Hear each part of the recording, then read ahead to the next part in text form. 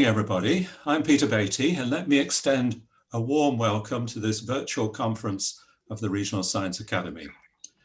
Our theme today is the post-coronavirus spatial economy, and if anybody was looking for an area of regional science that needed some fresh thinking, this is surely it. Looking at last year's diary and comparing it with this year's is a sobering experience. In my case, as president of the Academy, 2019 was action-packed as the Academy sought to extend its net across the world, with considerable success, I might say. This year has been quite different, with no shortage of ambitious plans for meetings, but with no opportunity to implement them. Until now, that is. I'm very pleased that working in cooperation with our colleagues at NASC, we've been able to organise this morning's ABC virtual conference. So a special thank you to those of you who've agreed to speak and all of you who've come along to participate in our sessions. It's something of an experiment, so we'd welcome feedback and, needless to say, offers of help and cooperation for future Academy meetings. Of course, the Academy is about more than conference sessions, virtual or otherwise. It's good to note the excellent progress that's been made on the publications front. Within the frontiers of the footprints of Regional Science Framework, we've published the first volume of our Great Minds in Regional Science series and the first book of our Voice of Regional Science series entitled The Economic Geography of Cross-Border Migration. I'm pleased too to announce that following a most successful academic workshop held a couple of years ago at Harvard, a book has been published entitled Urban Empires, Cities as Global Rulers in the New Urban World. So I'd like to close my remarks by paying tribute to Karima, who brings tireless energy to organising such activities, as well as suggesting some excellent themes for the Academy's programme. Thank you very much indeed. Thank you. Okay. How do we start? Yes, well, thank you very much, Peter Beattie, for your welcome to all of us. Peter Beattie is the president of the Regional Science Academy. I would like to start immediately with our ABC session on the post-corona spatial economy. In this session, we have three different parts. We have the keynote speakers, we have the panel discussion, and then we have also the Great Minds, as Peter Beattie have explained, the Great Minds idea. But first of all, we'll start with the first part. In the first part, we will zoom in on this theme, the post-corona spatial economy. We have three speakers. We have Saskia Sasser, we have Sameh Wahba, and we have Helen Kouklelis. I would like to start because we are still working on the access for this session. On the Zoom access, I would like to start with Sameh Wahba with his presentation. Sameh Wahba is from the World Bank. He's the Global Director for the World Bank's Urban Disaster Risk Management, Resilience and Land Global Practice, Washington, D.C. The rules for the house rules is that each speaker has 15 minutes. I have two signs, the sign of 1 minute, and then I have the stop sign with the bell, okay? So, Sameh, the floor is yours. Thank you very much for joining us and for the presentation. Thank you very much. Thank you, Karima, and good morning, good afternoon, and good evening, everyone, wherever you may be. I hope you can see my screen. So let me walk you quickly into how our world really has been turned upside down as a result of COVID-19. So COVID has really laid bare the inequities in cities. It has, sorry, I'm just trying to figure out, yeah. COVID has laid bare the inequities in cities. What we have come to see really is, a major epidemic that has hit cities, and with over 95% of the affected cases are urban residents, but it has not affected all places in exactly the same way. So in well-planned cities such as Seoul, Singapore, etc., we have seen that the impact of COVID-19 has been less acute than in many other places around the world, because, I mean, these are places that are well-planned, that have adequate infrastructure, that have the public spaces that could avail for social distancing, that have the quality of housing and the quality of infrastructure, whether it's water, sanitation, or broadband, that could allow people to stay at home, work from home, learn from home, and so on and so forth. This is not the case everywhere around the world. You know, there are places, especially slums and informal settlements, which house about 1 billion person globally, where there are poor housing, infrastructure, and living conditions.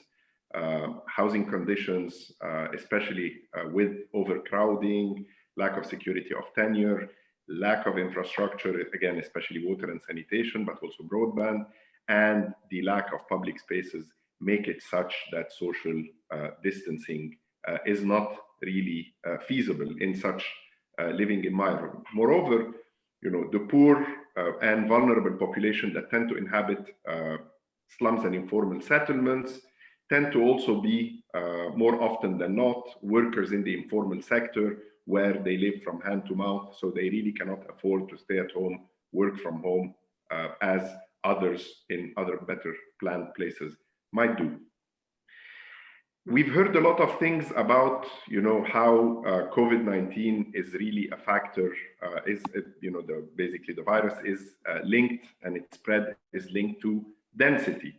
And obviously, while there is, some truth to the fact that if all else equal, you have more people in a given place, then the odds of having more viral spread would happen.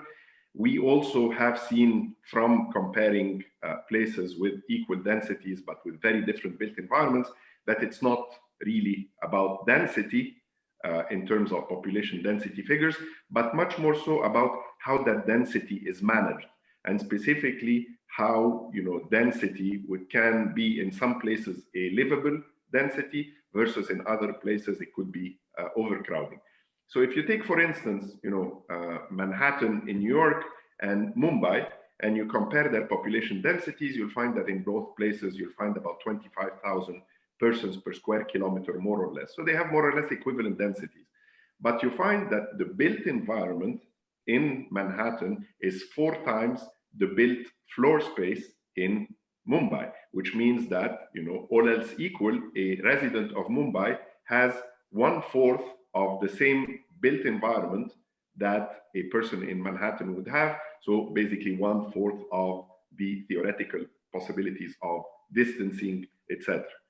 And I'm not even mentioning the differences between that built environment in infrastructure. So clearly, it's not just about densities, but the way in which density has been managed.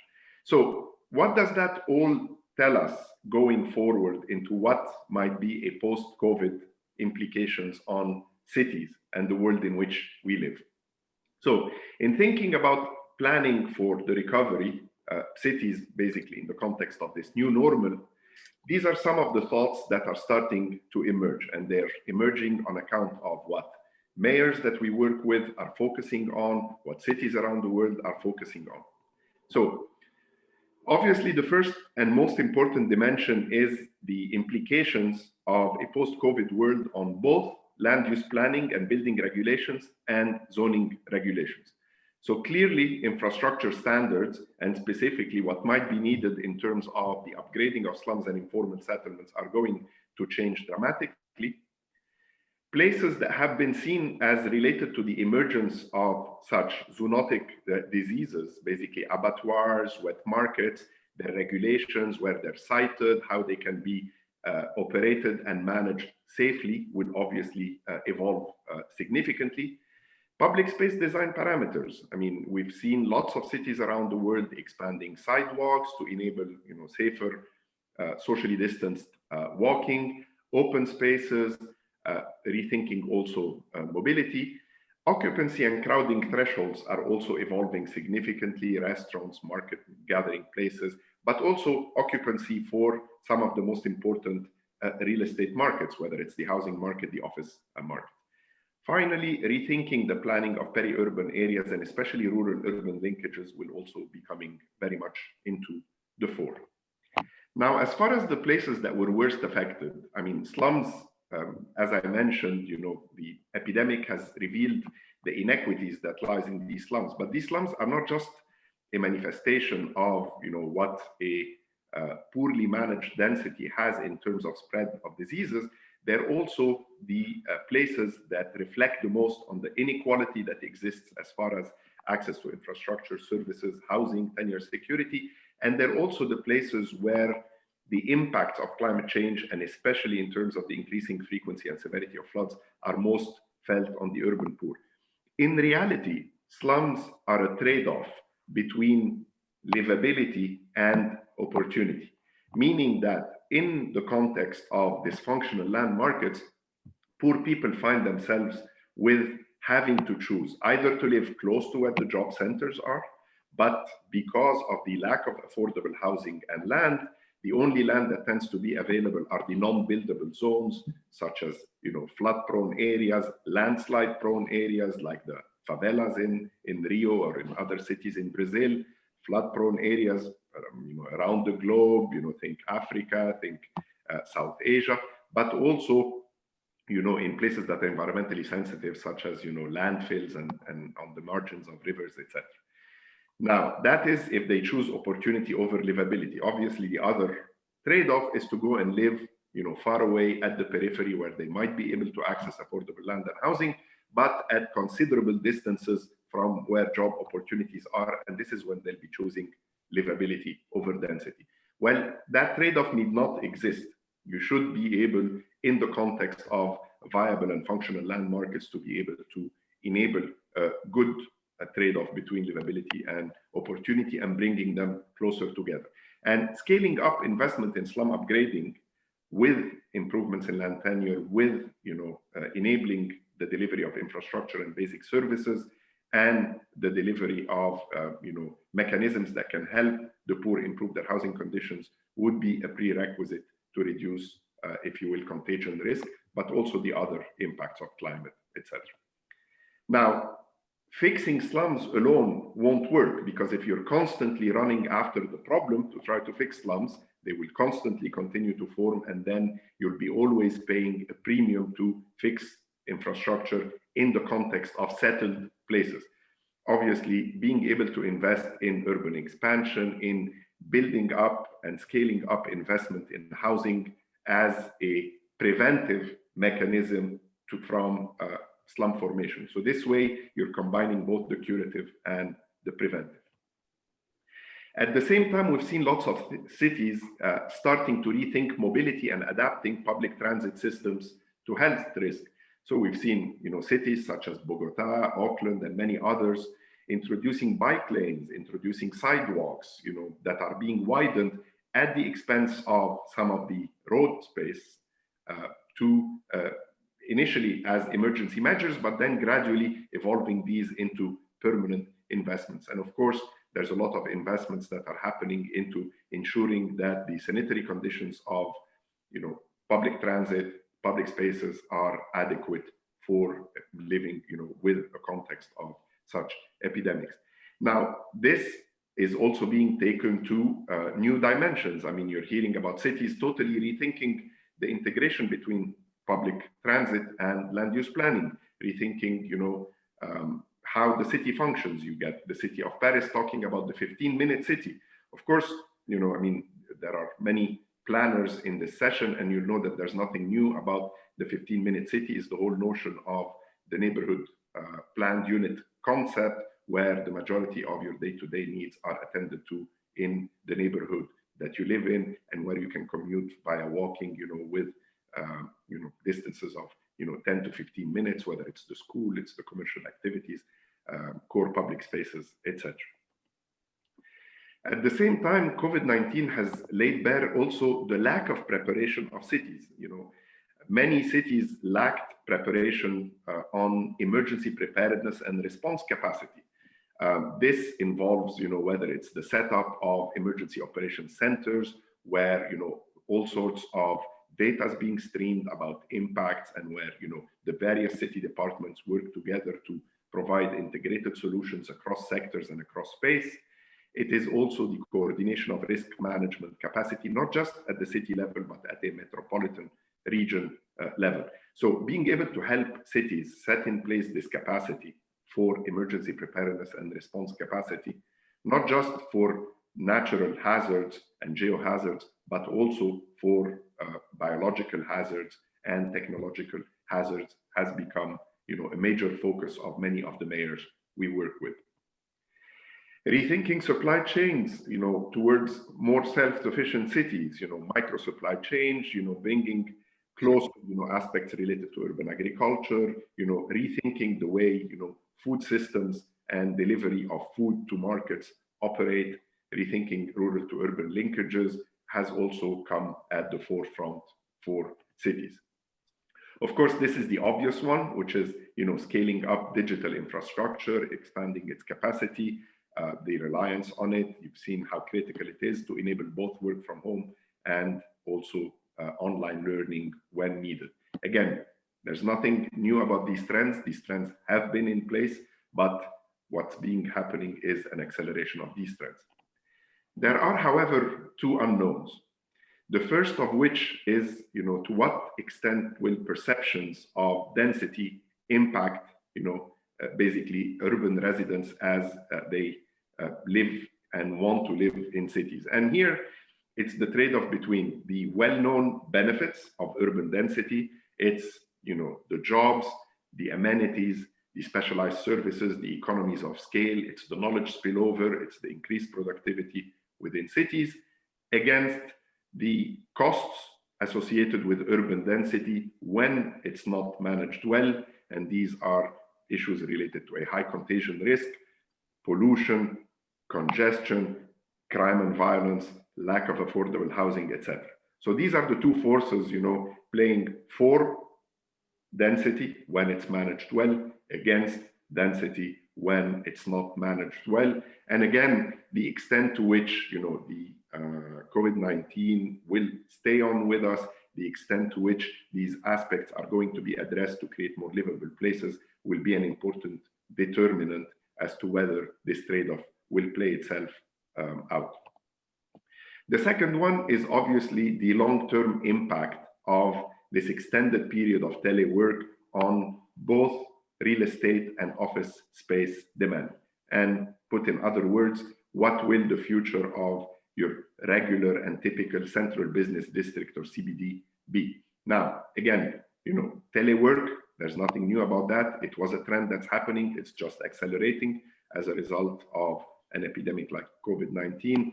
Similarly, online education, would have an important contributing effect as far as rethinking, facilities. I mean, many cities that were starting to burst at the seams in terms of being growing, but having, education facilities reaching their capacity, might have been thinking about, adding new schools, may want to rethink, the mix of online education versus in-person education.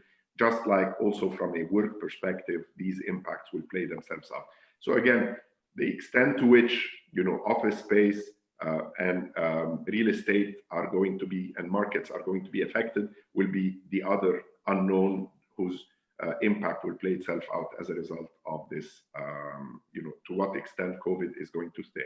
And if you were to ask me for my last concluding remark for my crystal ball, in my opinion, again, as I mentioned, telework, etc., the city in its classical sense, being a labor market, is an idea that will gradually cease to have the same importance over time.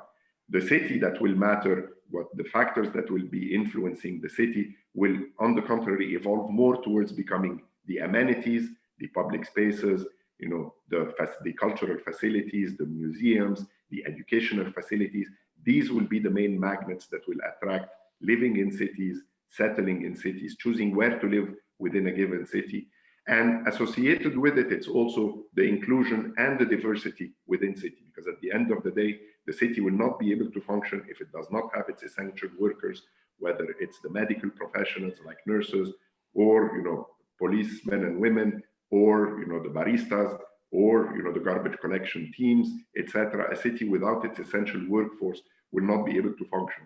And to the extent that housing markets do not create affordable housing opportunities for such essential workers to live in a city, some of the foundation of the cities as we know them will cease to exist.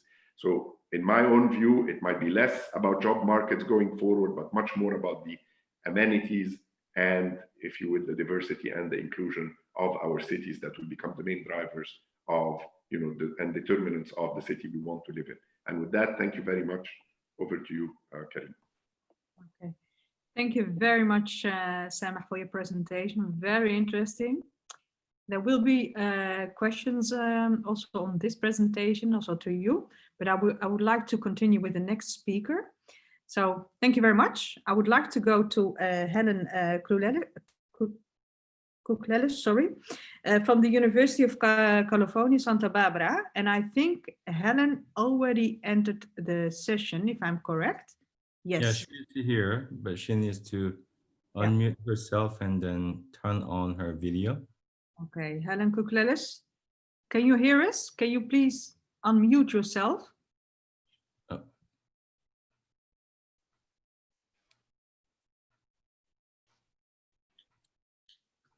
And then she needs to start her video.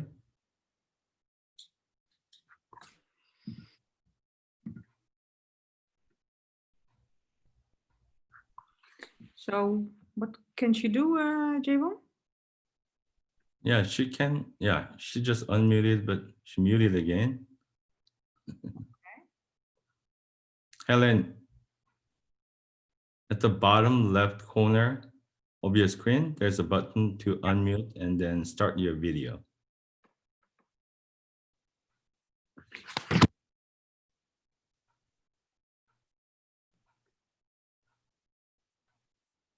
Yep, she unmuted. Oops, muted again. Okay. Yeah, she's still muted.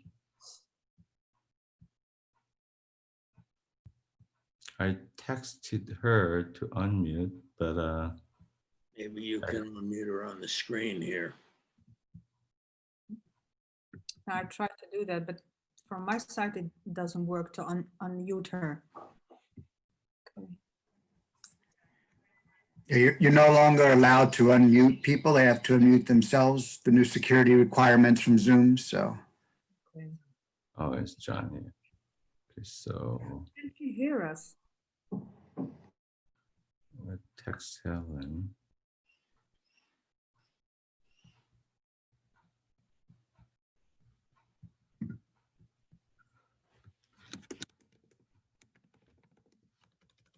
Okay, what's going on now?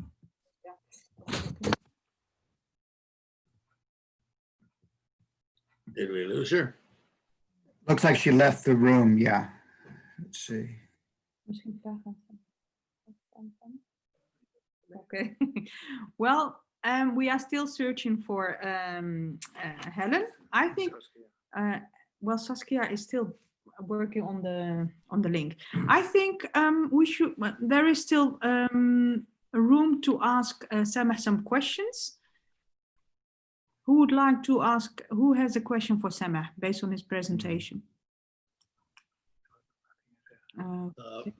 Peter? I do. Oh, Kingsley. Yes, please. One of the things, Sameh, is what's the impact on housing?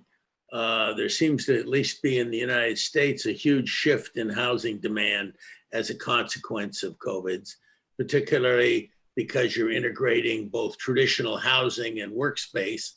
And the consequence is a kind of shift in the demand of the system.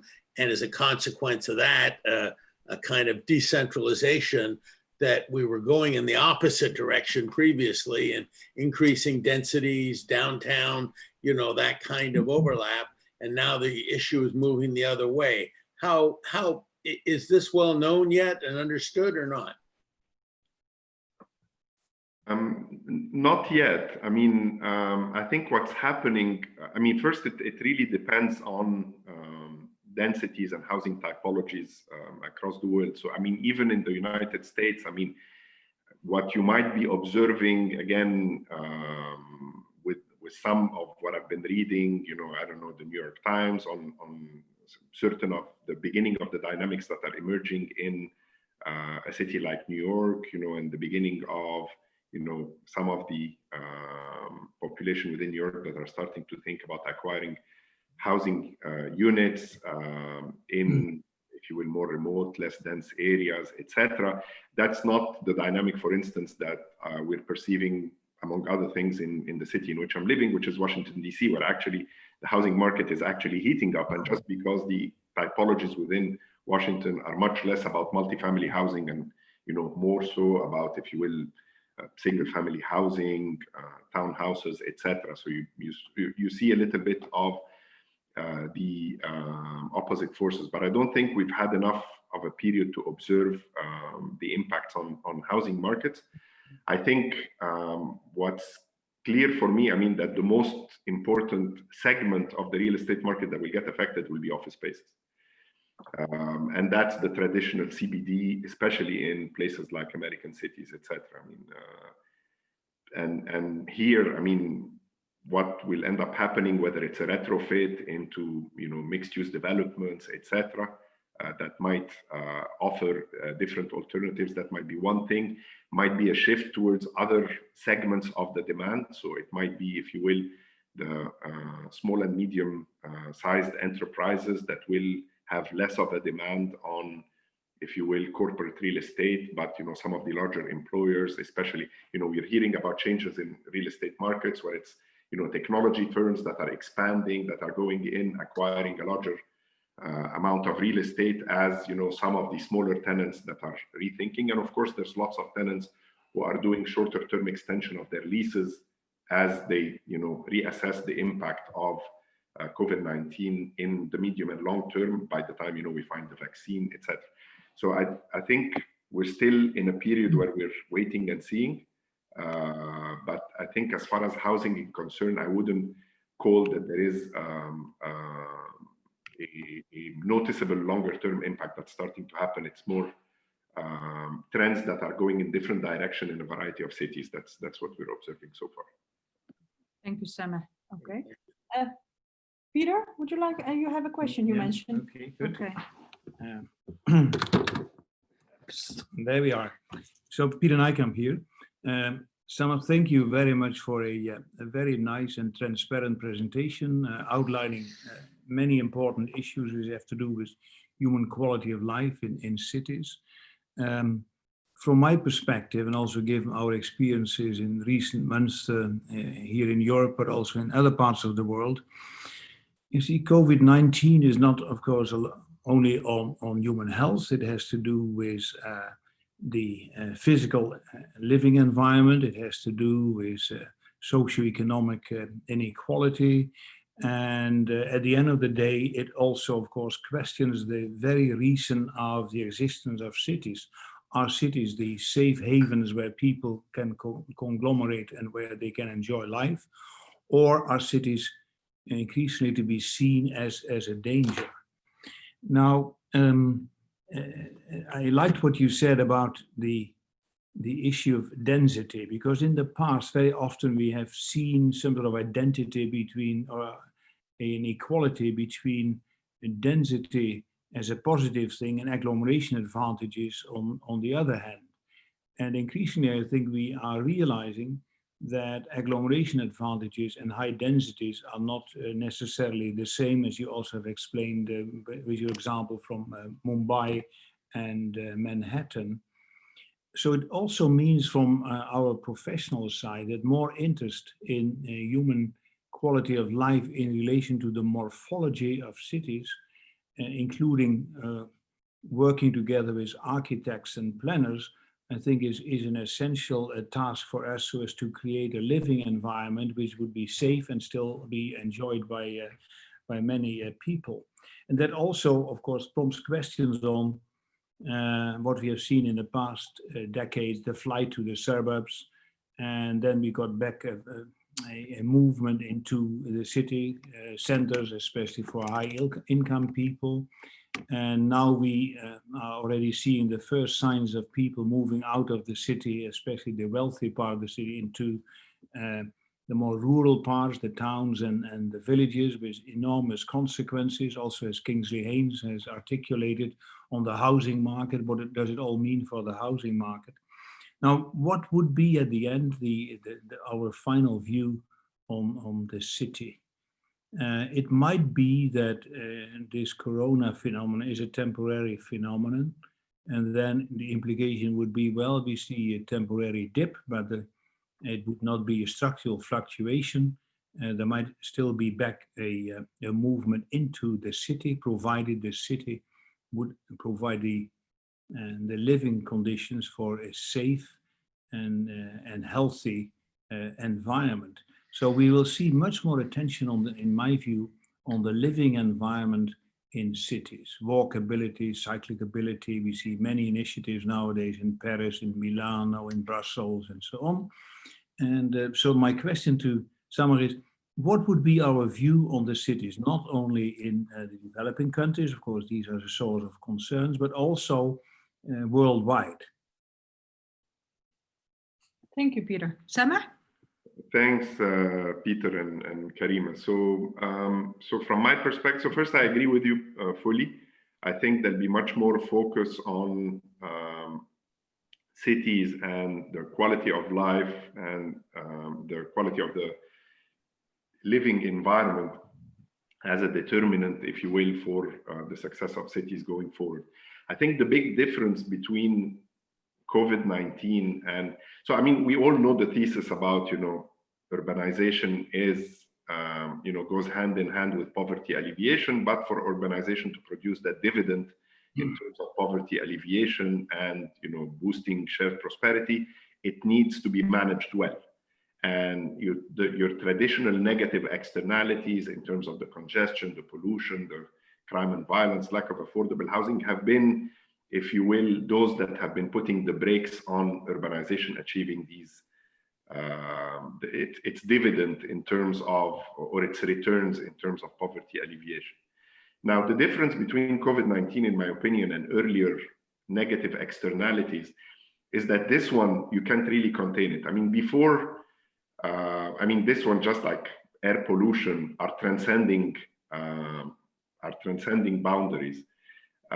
Whereas before, for instance, if you had issues related to an increase in crime and violence, you could live in a gated community, as a way of buffering yourself up from this congestion.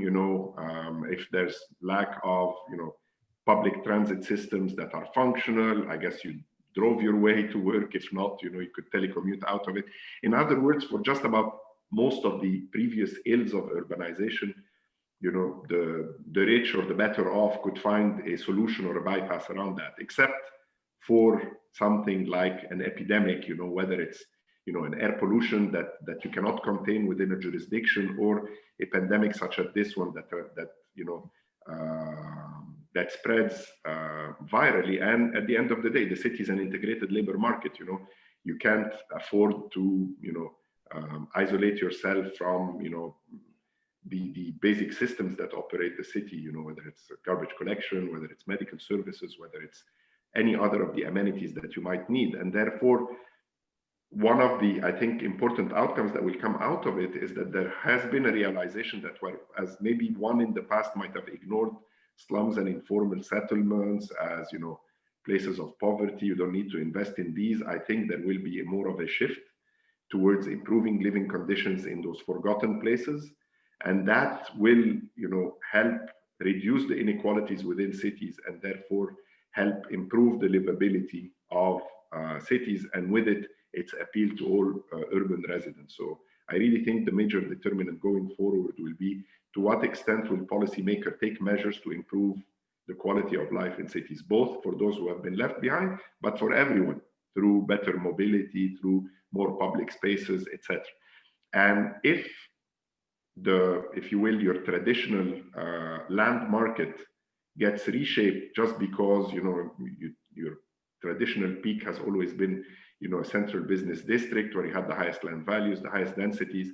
And if there is a rethinking of, the future of work that might allow us to work from more remote places, then, and it becomes amenities that drive, if you will, the appeal of cities, whether it's public spaces, cultural amenities, and what have you, then if you want, the land markets and land values around the city are going to get, if you want, more rethought and distributed in a different way. And with it, either, the housing market could be or could become more affordable and create more housing opportunities without more of a restriction of your distance from where the jobs are.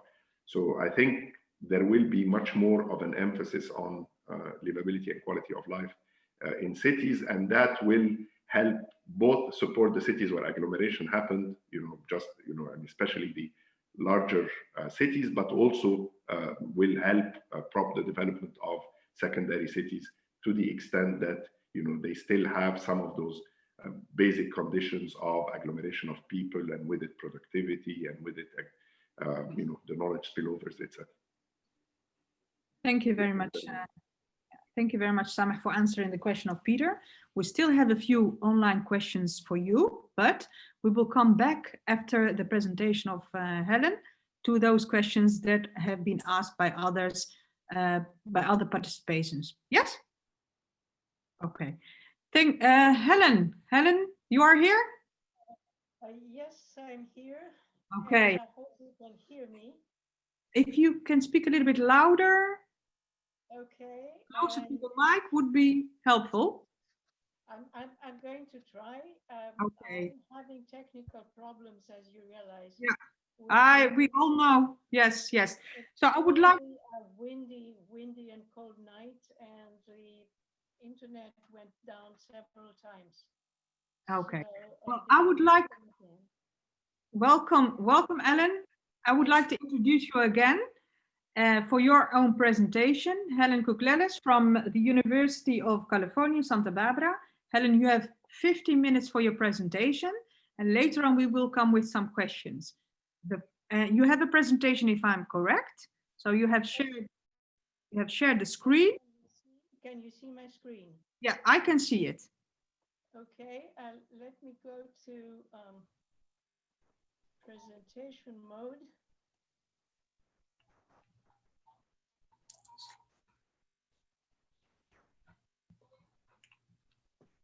Oh dear.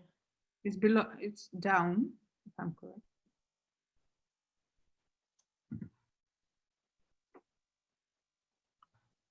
Show.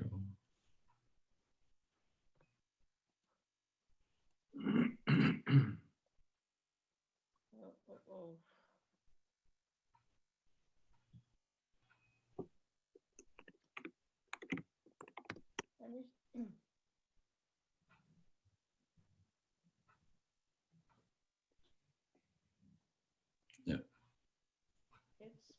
Yeah. It's fine. Yeah. Oh, no. It's fine, but it isn't really. If you can make it a little bit bigger, as it was, yes, that's fine. Okay, so it's not presentation mode, but we'll have to do with what we got, which is not what I intended to normally. Oh, good grief. See, I'm working on two different screens. And you can try pressing F5. Yes, you need to go to her presentation. And perhaps you need to go back. Oh, no. Helen, can you open the presentation again?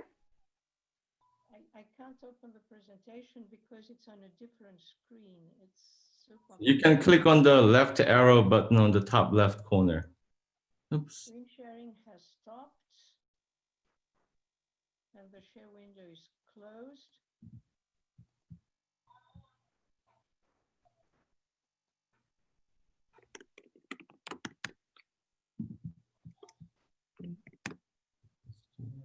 Am I sharing now? Not yet.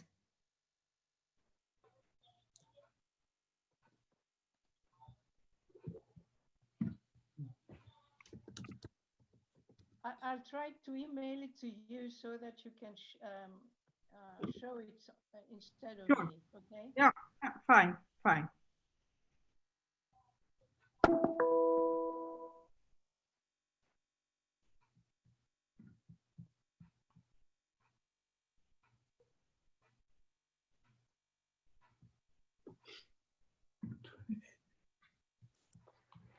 Technology. Okay. Helen, is this then? Okay.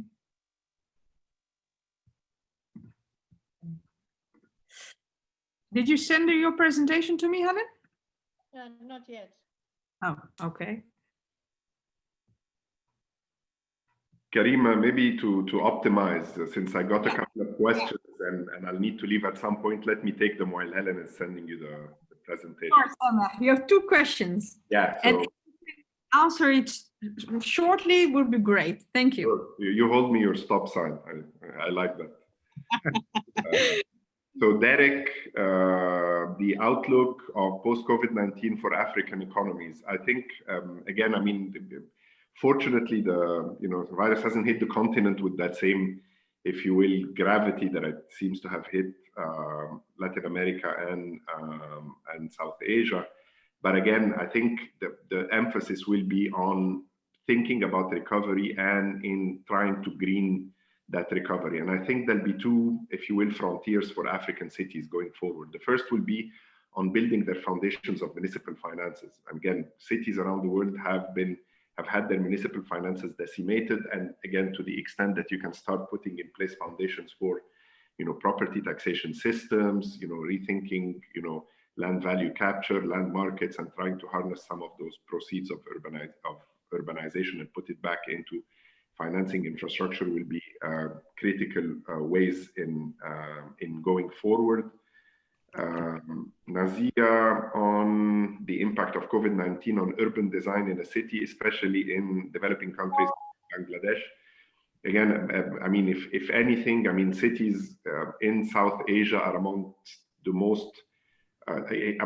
the least livable that you can find, whether it's on the Mercer Quality of Life Index, and when you plot density against livability, you find them that there are some of the places where there's the most work that needs to be done in terms of thinking about open spaces, improving living conditions in the poorest slums and informal settlements, the Kachiabadis, the favelas, and so on and so forth. And here, I think urban design will have an important role. But at the end of the day, I mean, urban design cannot really happen in the abstract without thinking about, land markets and the way these markets function. So to the extent that you have insecure tenure just about everywhere in the city, then the ability of, cities and planners and urban designers to intervene without knowledge of what is in the public domain, having, to do important amounts of expropriation for and resettlement in order to be able to introduce these interventions to improve infrastructure and public spaces will be complicated. So I think you'll need to have important interventions of urban design, but they need to happen on foundations of more secure land and property rights. And I think that will be the start. Over to you, Karen. Okay, thank you very much. But before you leave us, thank you. I have a small question for you. If we look at how to improve or maximize the highest quality of life in combination of urban planning regarding infrastructure, land use, how can we combine it, create that intelligent transformation based on big data and the quadruple helix to get those people even not only in the developed world, but also in the developing economies, to get people involved based on big data and data transformation to information? So the two are not mutually exclusive. I mean, first, I think for you to enable a transformation like this to happen, you need to base it on a foundation of planning, except that in this day and age, you're not going to be doing, if you will, the same foundations of planning that you did 10, 20 years ago, where you did origin and destination surveys, to understand, how, mobility within a city happens. Today, you're going to be using much more, you think about using big data, cell phone, call records and the way they start mapping mobility within a city. Of course, after anonymization, you can start thinking about, much more, if you will, functional systems of feedback loops within your planning process to adjust and tweak public investments. You can start thinking about, citizen participation at larger scales so that you can do much better investment prioritization and capital investment planning. So I think, big data and new, today you don't need, if you will, the expensive aerial photography of past. You have, much more, if you will, much cheaper, much more frequently available high resolution satellite imagery. We've done super innovative work on predicting hotspots, predicting COVID-19 hotspots by overlaying satellite imagery, high resolution, together with information on the ground, whether it's OpenStreetMap or information provided by Shack Dwellers International about places that could be vectors for the viral spread, water points, communal toilets, etc. Overlaying these on top of data on population density and its distribution and on the built environment, you can do easily predictive AI and algorithms that could predict where are the places within a city where the poor might be able to where people might be able to socially distance versus not, where there might be viral spread. And this immediately produces, it's basically analytics that we do. And in 2-3 weeks, you've got hotspots within a city that could immediately be used by the policymaker, the mayor, to prioritize where public investments are going to be.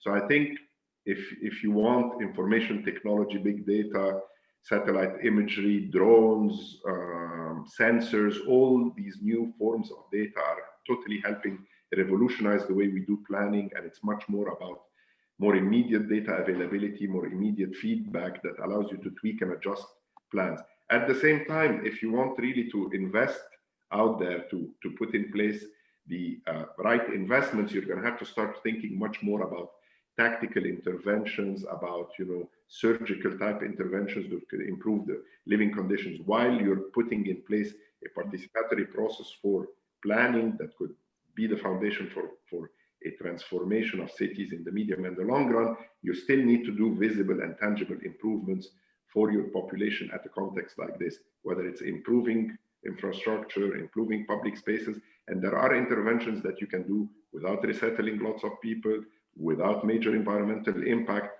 that could start doing tangible improvements and also build the trust with the community that, if you will, their local government is actually taking steps to improve their living conditions while they create the coalitions and, if you will, the foundations in terms of participation, community engagement for the medium and longer term, more complex reforms that are needed. And these are the land and housing markets, these are the slum upgrading, these are all sorts of improvements in service delivery that could go against the grain with, if you will, entrenched coalitions, etc., and special interests to really try to shape the city forward. And I'll stop here. Okay, thank you very much, Semeh, for your answer. Very clear. Thank you. Yeah, so do you have to leave us or are you still here with us? I'll stay here. I was supposed to leave at noon, but I'll stay maybe till 12:15 or something. I'm trying to push a couple of other appointments, so I'll do what I can. Thanks. Thank you very much, Semeh. Okay, I hope you will stay longer, but we sure understand your situation. Thank you. So I would like to go back to Helen Kouklelis. Helen, so I have your presentation. I will share the screen so that all of us can follow your presentation. I think this one. Can you hear me? I can hear you clearly. Yes. Okay. Okay. Can you see all the presentation of Helen? I can see it. I think all of us can see it, right? Yes. Okay. So Helen, the floor is yours. You have 15 minutes. So I'm sorry for the delay. I'm not going to spend more time apologizing, but here we are. Yes. This is the title. It's a bit humbling to be coming up with something much less serious after what I just heard from. But here it is, and the title is of bit.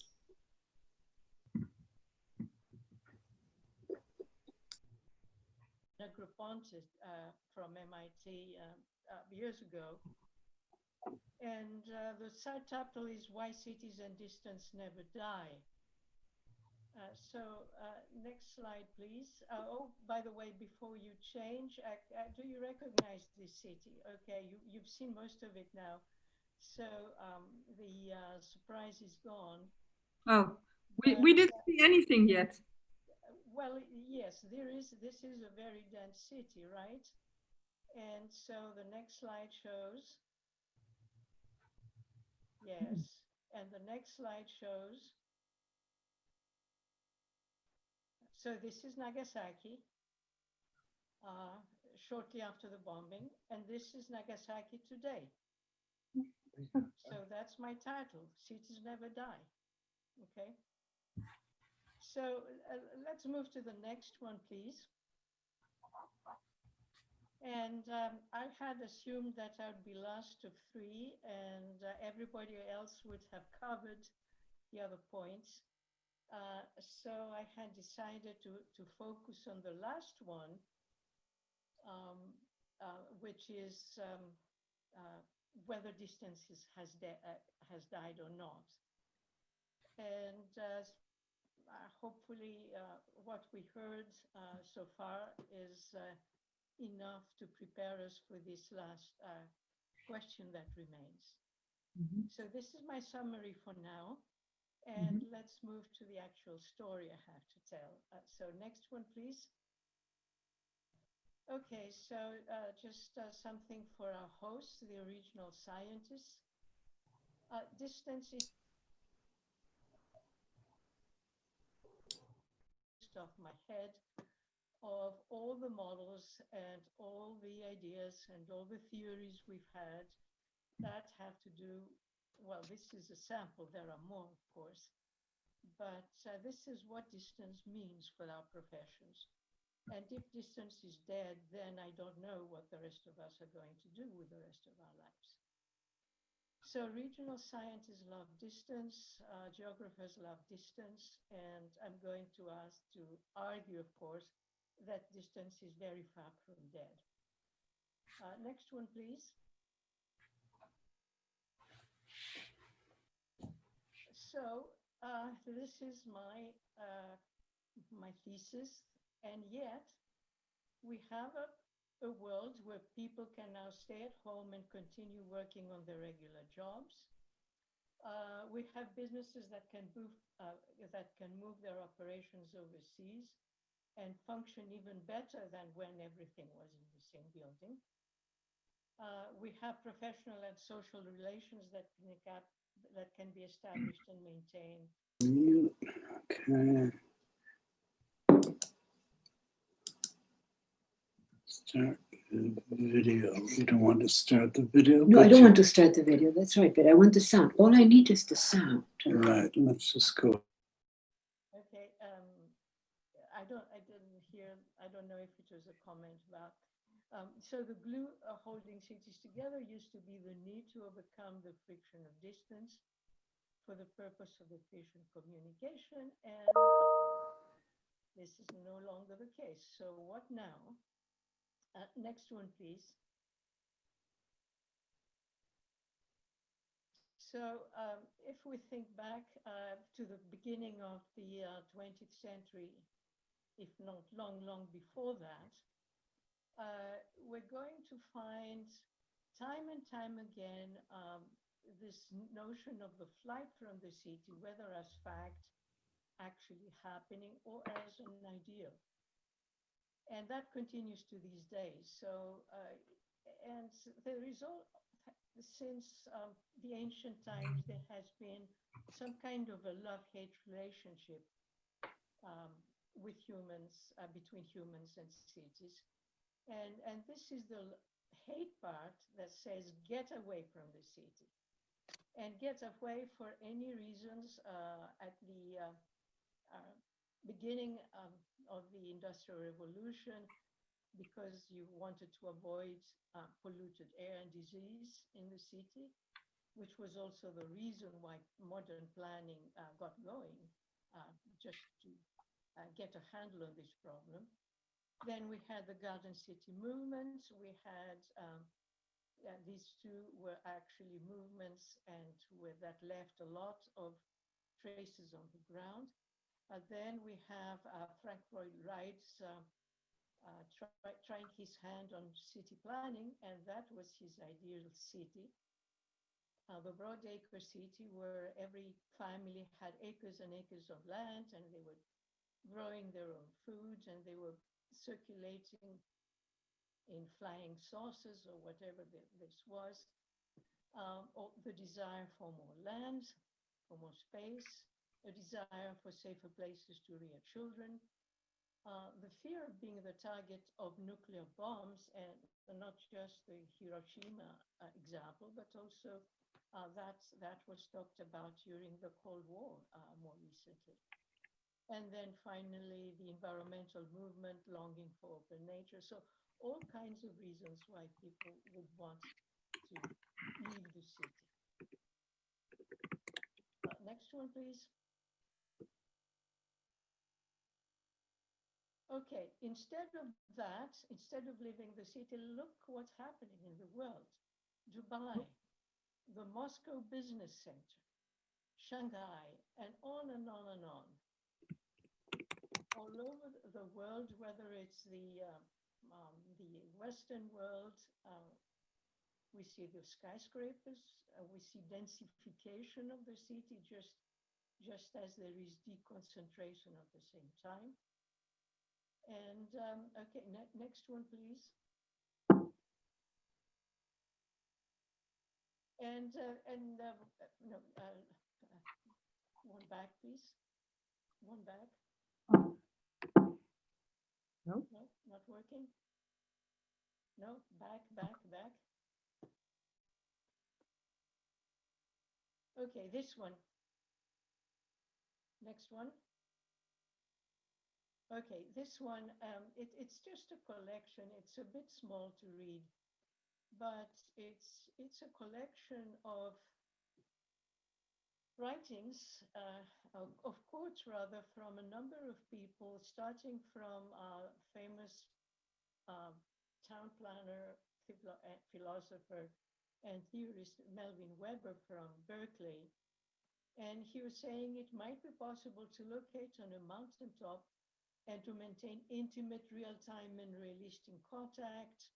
All persons tapped into the global communications network would have ties approximating those used in a given metropolitan region. And that was in the very, very early days of the internet. So that was really prophetic. And then you have a number of other interesting sayings about how the era of the computer and the communication satellite is inhospitable to the high-density city, how the cities are going to be completely uniform without a center. In urban terms, once time becomes instantaneous, space becomes unnecessary. And then this one from 96, why would you want to drive for an hour, get stuck in traffic, and be scolded by your boss when work is a few keystrokes away from the comfort of your own home? So these are really very, very interesting thinking of where the internet and the web were back then. And yet, if we look at the next slide, Karima, please. This was the response of somebody who was asked that question: why on earth don't you go somewhere and nicer, and cheaper, where you can have more space and you can still work? And you say, are you kidding? I can have a 24-work service for anything in New York. It's terribly important. You want a consultant or technician, you can get them at a moment's notice. I have access to services and people I could never have had if I had moved. Okay, and that's from 2000. Next one, please. So why cities aren't dying? There are really two inescapable principles that are not going to change, not in the foreseeable future, not ever. First of all is the resilience of human nature across the ages. And we see this cave drawing from Lascaux that was done like 20,000 years ago. And we immediately recognize ourselves there. People really have not changed. The human nature has not changed. Our behavior has changed. Our environments, the conditions of our life, but human nature has not. And human nature wants company, they want competition, they want to be part of groups and so on. I'm not going to talk about that because I only have time to talk about the second issue, which is the unyielding constraints of materiality, the atoms versus the bits. Next one, please. And just a quick parenthesis about the urban structure at the age of ICT. We have two parallel phenomena that I'm talking about here. At the city level, as is well known, we have a decoupling between activities and adapted spaces in both space and time. So, for example, the school is no longer the only place where we can learn. The shopping mall is no longer the place where you can shop. You can do it electronically. And you don't have to go to the movie theater to see a movie. So there is that disconnect at the city level. And at the individual level, there is something I call the fragmentation on activity, which is the same phenomenon where you have, before ICT, you had, let's see, you see these triangles. You probably can't see my, here there are three triangles, pre-ICT and post-ICT. And at the bottom of the triangle, you have 4 colors representing 4 different activities. And then on one side of the triangle, you have different times, 3 different times. And on the other side of the triangle, on the right, you have 4 or 5 different places. And what the pre-ICT, the left triangle shows, that you used to have one activity at one time at one place, working 8 to 5 at the office. And then you go to the post-ICT triangle, you have the same 4 activities, and you take the same one wherever it was that we're looking at earlier. But then you see that that one activity can be fragmented in different times during the day. You do some in the morning, some after lunch, some in the evening.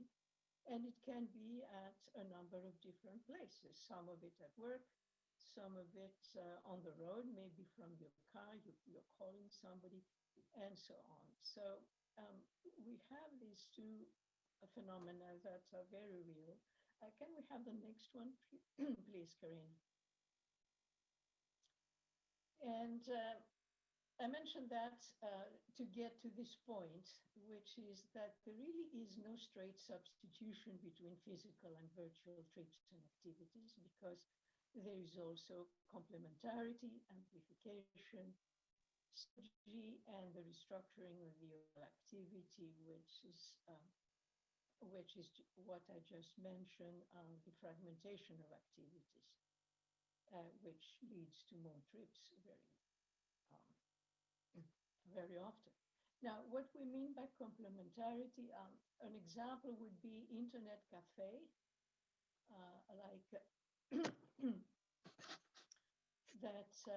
that attract additional customers, and these customers very often drive there. They generate additional trips because they have free internet. Then we have an amplification, which is an effect. Here's an example, very familiar to us. You have the internet and email. As long as they became widely available, there was an explosion of long-distance conferences and physical trips and flights. Okay, why? Because it was so much easier to arrange a conference rather than having correspondence, paper correspondence going back and forth. It was so easy to do it, and it was so easy for people to respond and to send their abstracts and do all these things. We have synergy when we have online companies that are opening brick and mortar stores, and we have vice versa. We have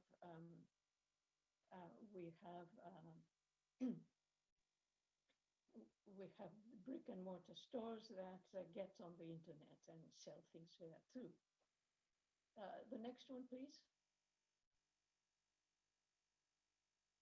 Next one, yeah. Oops. No, wrong. Okay, that was not the final version I sent you, but what that says, for every process for which distance is dead, there is another complementary one that obeys the traditional principles of holy matter, including human bodies across space, on which economic geography and regional science were founded. And for every telecommuter working of her 5G-enabled cottage in the woods, there is a plumber who needs to have access to the very material blockage in her sewer line. Okay, and next one. Next one.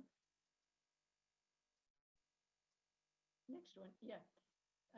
So this is the last one. Bits. This is the conclusion. Bits are no replacement for atoms. There is no information equals matter. There is no equivalence between information and materiality. There are, of course, critical reciprocal relations between the two. Bits depend on atoms. They depend on server factories and on servers and cables and so on, not vice versa. Of course, you can order your pizza over the internet. There is still a pizza, but they can't email your pizza as attachment. Okay, and I have one more slide to finish. Thank you. And I just found out there is that book that is actually being published tomorrow, and that addresses, I'm sure, many of the things I've been talking about. It's called Metropolis, A History of the City, Humankind's Greatest Invention, by Ben Wilson, available as of tomorrow. Okay, that's it. Thank you very much, Helen, for your presentation. I'm happy the presentation was here. And sorry about that. Okay. Thank you very much. No, you did a perfect job. A very good presentation, very clear, and happy to guide you in this during these slides. So, Helen, there are a lot of questions for you, but I would like first of all to go to the next speaker. I saw her over there. We will come back to the questions, but I would like to go now to Saskia. Oh, hello. Hello, Saskia. Yeah, can you see me? I can hear you, but I would love to see you. You can't. No, not yet. Aha. Video? You cannot start video because I stopped. Okay, no, okay. I don't know. Okay. Try it again, Saskia. But what should I try? Try turning your video on once again. I gave permission to. Okay. Allow notification. Just mute.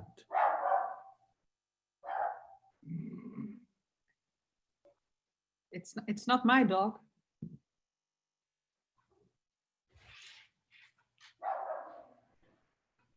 Okay. I think Saskia is still here. She's here, but she muted, so she needs to unmute herself first. Okay. Saskia, can you please unmute yourself? I do not see her on the list, but perhaps you see it better than I do. I do not see her. She's still here. Yeah? Yeah, she muted. Saskia, there is a button to start your video on the bottom left corner of your screen, right next to the mute button. Mute, unmute button.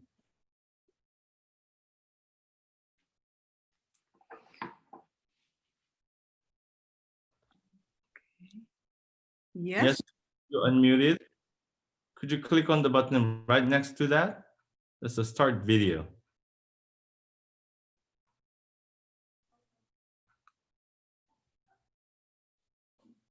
Saskia, can you please say something? She's muted. Oh.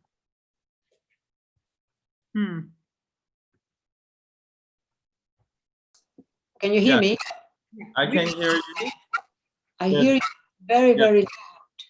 Ah, Do you see a button right next to the microphone? Microphone is for your audience, so there's a video right next to start your video.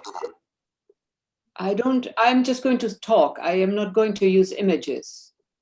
Okay. So you want to see my face at least, I guess. Yes. Can you see it or not? No, I've had it with all these slides, etc. We have far too many slides. Let's just use our simple intelligences. Yes, we don't need slides. We only need your face, Saskia. So if you can manage to show your video yourself, you will be very happy. I can barely hear you. It keeps losing out. I can't. Okay. I hear you very Okay. So, but can you turn on your camera? Saskia. Now she's gone. I think it's her connection. Saskia? She's here. She's simply muted. Yeah, that's. Oh no, she's gone now. No, this technology, I'm really not happy with this. It's Oh, yes, Saskia. We can Now see.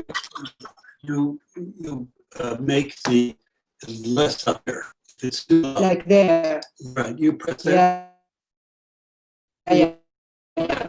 Right. I'm just trying to make it quieter. Can you hear me good? Can you hear me well? No, we can see you. No, they can hear me. Oh, jeez. You can see me, but you cannot hear me. Yeah, I can see you. I can hear you. Both. Oh, you can hear me. Okay. How is that? Can you hear? I don't know where these people are. We are from all over the world. Hello. Hello, hello. Okay, I'm just wondering, what I'm wondering is, because sometimes, the reason I ask that is that sometimes if you are in Asia, I have to reset a setting here. But they're not. They're not. You're not in Asia. No. You're not in Southeast Asia. No. Okay, let me see what I can do here then. But I think we're fine. We're not. But How is that? Can you hear me? We can hear you and we can see you. Perfect. Okay, I just Very reset good. it. All right. Okay. Okay. So I am just going to, is this loud enough when I speak this way? Perfect. Can you hear me? Yes. Okay, very good. So I just want to, I don't want to show slides. I've had it, as I said, with slides. No problem. So I want text. How is that? So, and I want to talk about this whole notion, and I hope that works for you, of intelligent cities. I hope that subject works for this. So let me just start by inviting us all to remember, or we all know this, so this notion that the first phase of intelligent cities is actually quite exciting.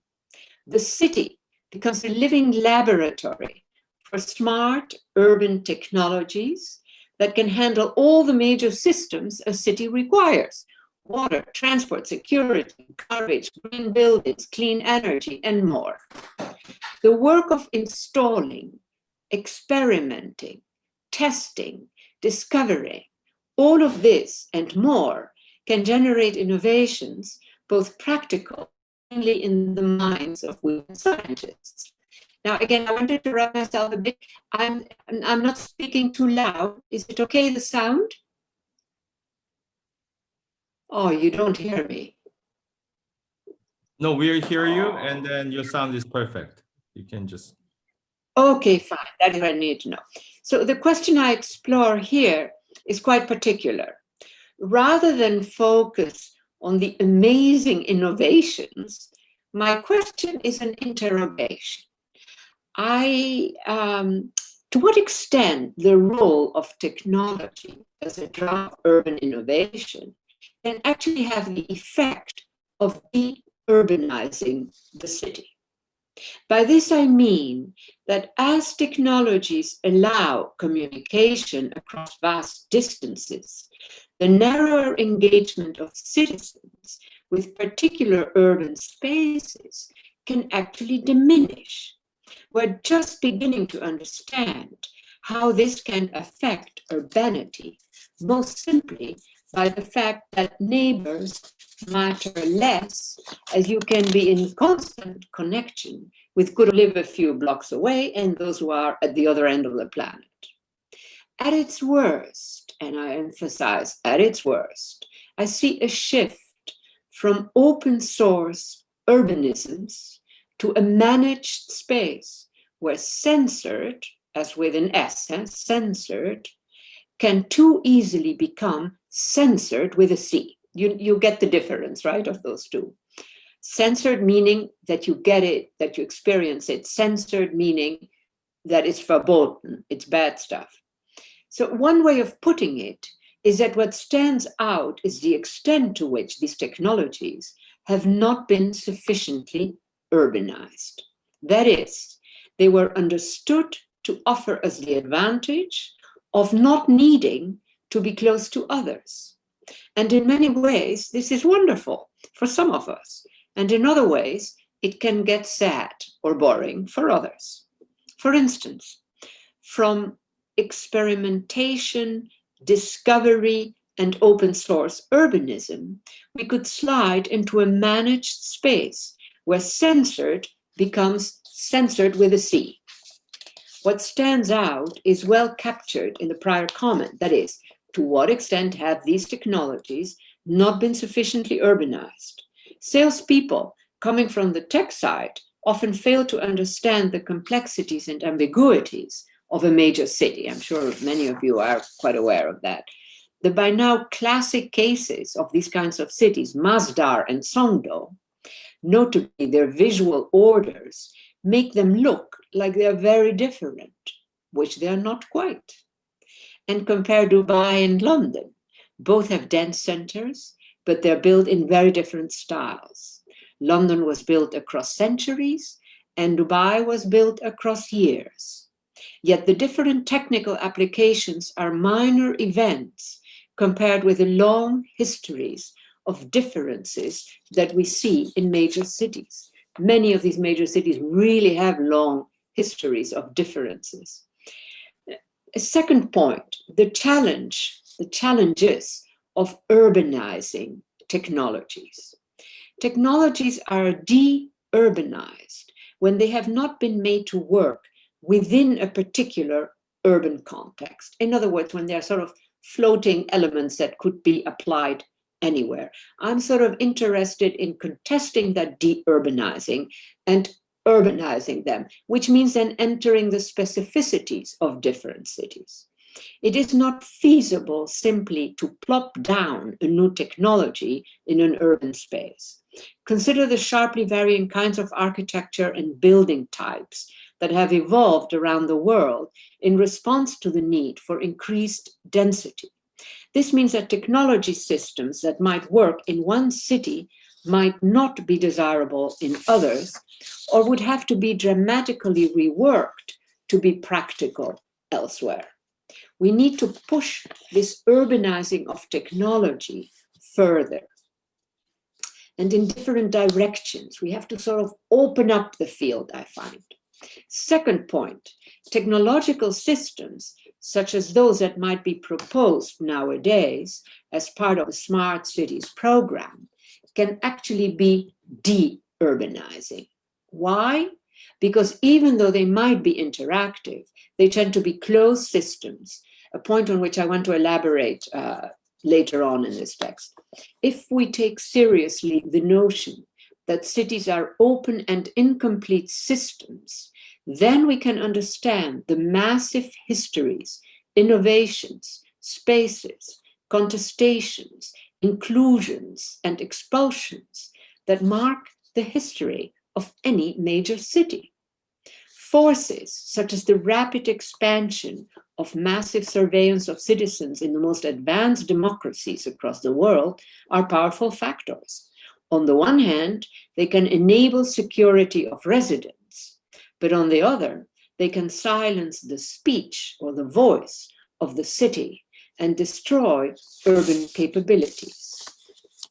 Instead of relying on technology as a barometer of urban progress, I prefer a focus on how the residents of a city experience the daily routines of life in their city. In Tokyo, the basic elements that make a city function are there, and they are all working. Can't say that about New York. They are not all working, all those elements. In much of the world, a major city may have started well, but then is allowed to decay bit by bit across the decades and more. I would say that we see that a lot in American cities, where at some point they are sort of neglected. With rare exceptions, time shows the decay of what may have been built with good intentions to enable a city's population. I coined the notion of cityness to mark something more encompassing and complex than the urban condition as we see it day after day. Cityness is one way of opening up the category and allowing for more variability in what constitutes urbanity. Many poor countries with limited options have nonetheless worked at making their cities into reasonably safe spaces for their residents, even if an outsider might see those cities as seriously problematic and probably dangerous. Many of the streets in particular neighborhoods in Chicago or New York are far more dangerous than streets in poor neighborhoods in poor countries. We tend to think that in poor countries, it's really dangerous. That's not necessarily always the case. How to read the street in a city that we do not know well is a whole art in itself. This mix of conditions generates a field for research and interpretation and invites us to reposition Western notions of what cities should look like and to explore a far broader range of building technologies and urban spaces. And again, when it comes to building technologies, a country like Japan is way ahead in how, with the ease with which it can deploy new technology, say compared with the United States, where we still use a lot of old type technologies. It's sort of a way, I think, of saving money in the US. I don't know exactly what it is, but it's really often very sort of pathetic. Now, the city is not just materiality.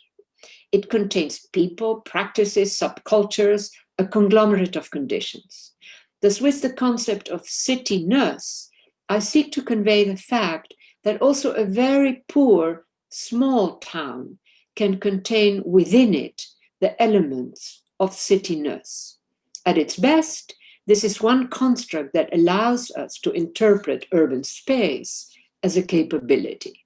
Again, I think this is an important point, to interpret urban space itself as a capability, a complex space that thrives on diversities and has the extraordinary capability to triage conflicts into a strengthened civicness. Such capabilities get constituted as hybrids, mixes of the material and social physics of a city. In other words, cityness captures the ways in which an urban space expresses its civic intelligence, manifests its unique characteristics, and negotiates threats and conflicts. To take it a step further, cityness produces an urban space that you can imagine as talking back. It talks back to you. And that's a good thing. A city's spaces contain their own ecologies, thereby signaling a notion of urban intelligence that is derived from the intersection of people, places, activities, and resources, not merely the presence of cutting-edge technology. When I use the term ecology, writing on the digital, I use this term when I'm writing on digital aspects. I use this term to capture the fact that in interactive digital domains, one should not think that all that happens is simply a function of the technology. I argue that a larger ecology of meaning installs itself in that digital interactive domain, and it is generated by the cultures, the politics, etc., where people are communicating online, where they live and work. So digital interaction cannot be reduced to technical capacities. These are pretty standardized, those technical capacities nowadays, and are similar often across the world. But the social fabric that gets constituted in that digital space can vary considerably. And I think we should just have more research on that side of it rather than just the technical aspect.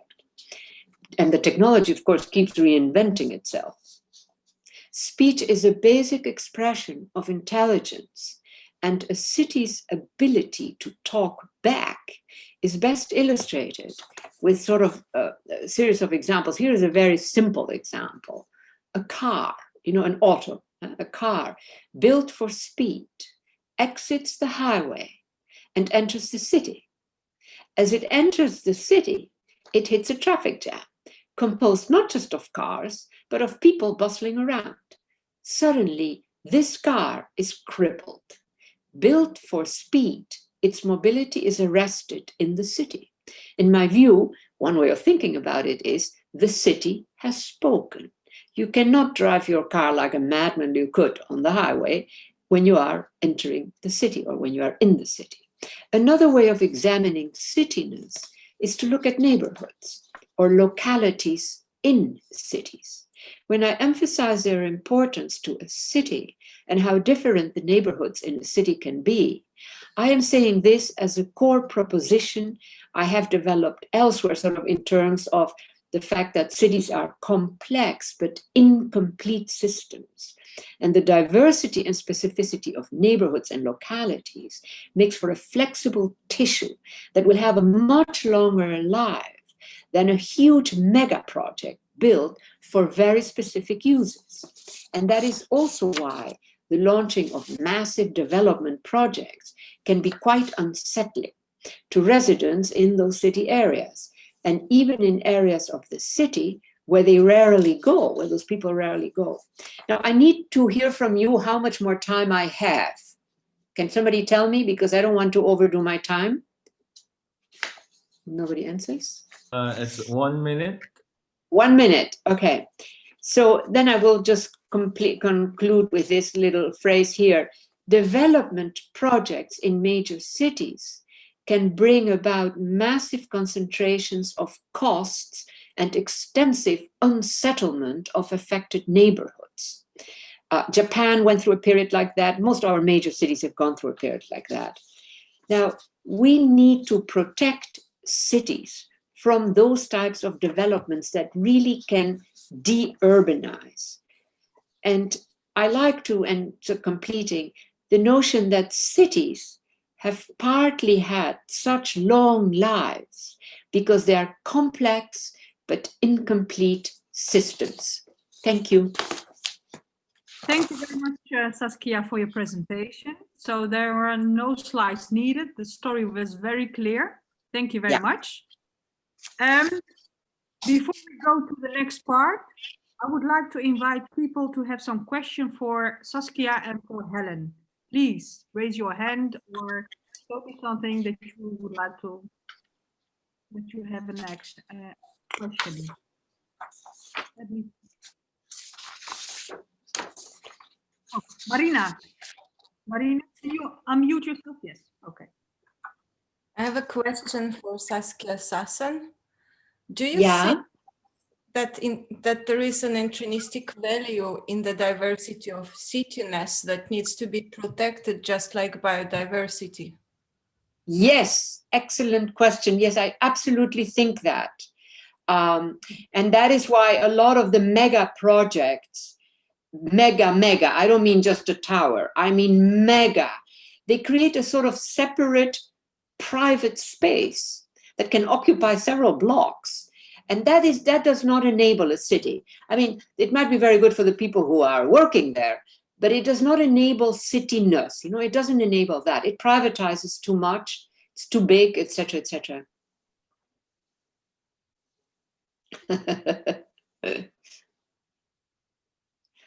Okay. Thank you very much, Saskia, for asking that question. Thank you, Marina, for your question. Do we have other questions for Helen and Saskia? Please raise your hand or show me some signs. Let me check. Do we have some questions? Oh, Kingsley. Yes, Kingsley, please. Can you unmute yourself?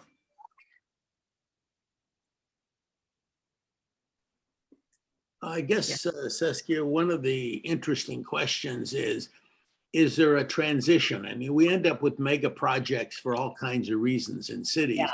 And the question really is, at first, they certainly create dislocation all over the city, as you suggested.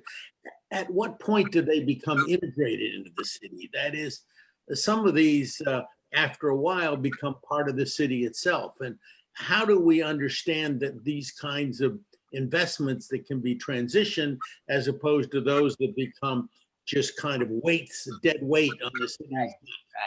Yeah, that's an excellent question, you know, and of course it will vary also from city to city, because, you know, when you think about our major cities, you know, there is in a country like the United States, for instance, there's quite a distribution of how major economic sectors have occupied these cities. I mean, the West Coast is simply different from the East Coast still in the case of the United States. I mean, it's just a set of elements, not the whole, clearly. But I think that, and the other issue for me is the long histories of cities, you know, and in other words, there is something that is sufficiently neutral, you know, unchallenging, or something that is just easy to make, easy to live in, easy to handle, easy to govern. That is also part of the story. We never think of that, but that actually, you know, they're more or less built more or less the same everywhere. Not really when you look at the details, of course, but a city's a city. And I sort of like that, rather than the specialness of this city, the specialness, you know. Hell, at the core of every city is a bunch of things that they all share. And then it's lovely to add the other stuff. But, you know, we should not privilege the fancy over the basic. That is a bit, you know, something. And we need a lot of trees. Right? Thank you, Saskia. So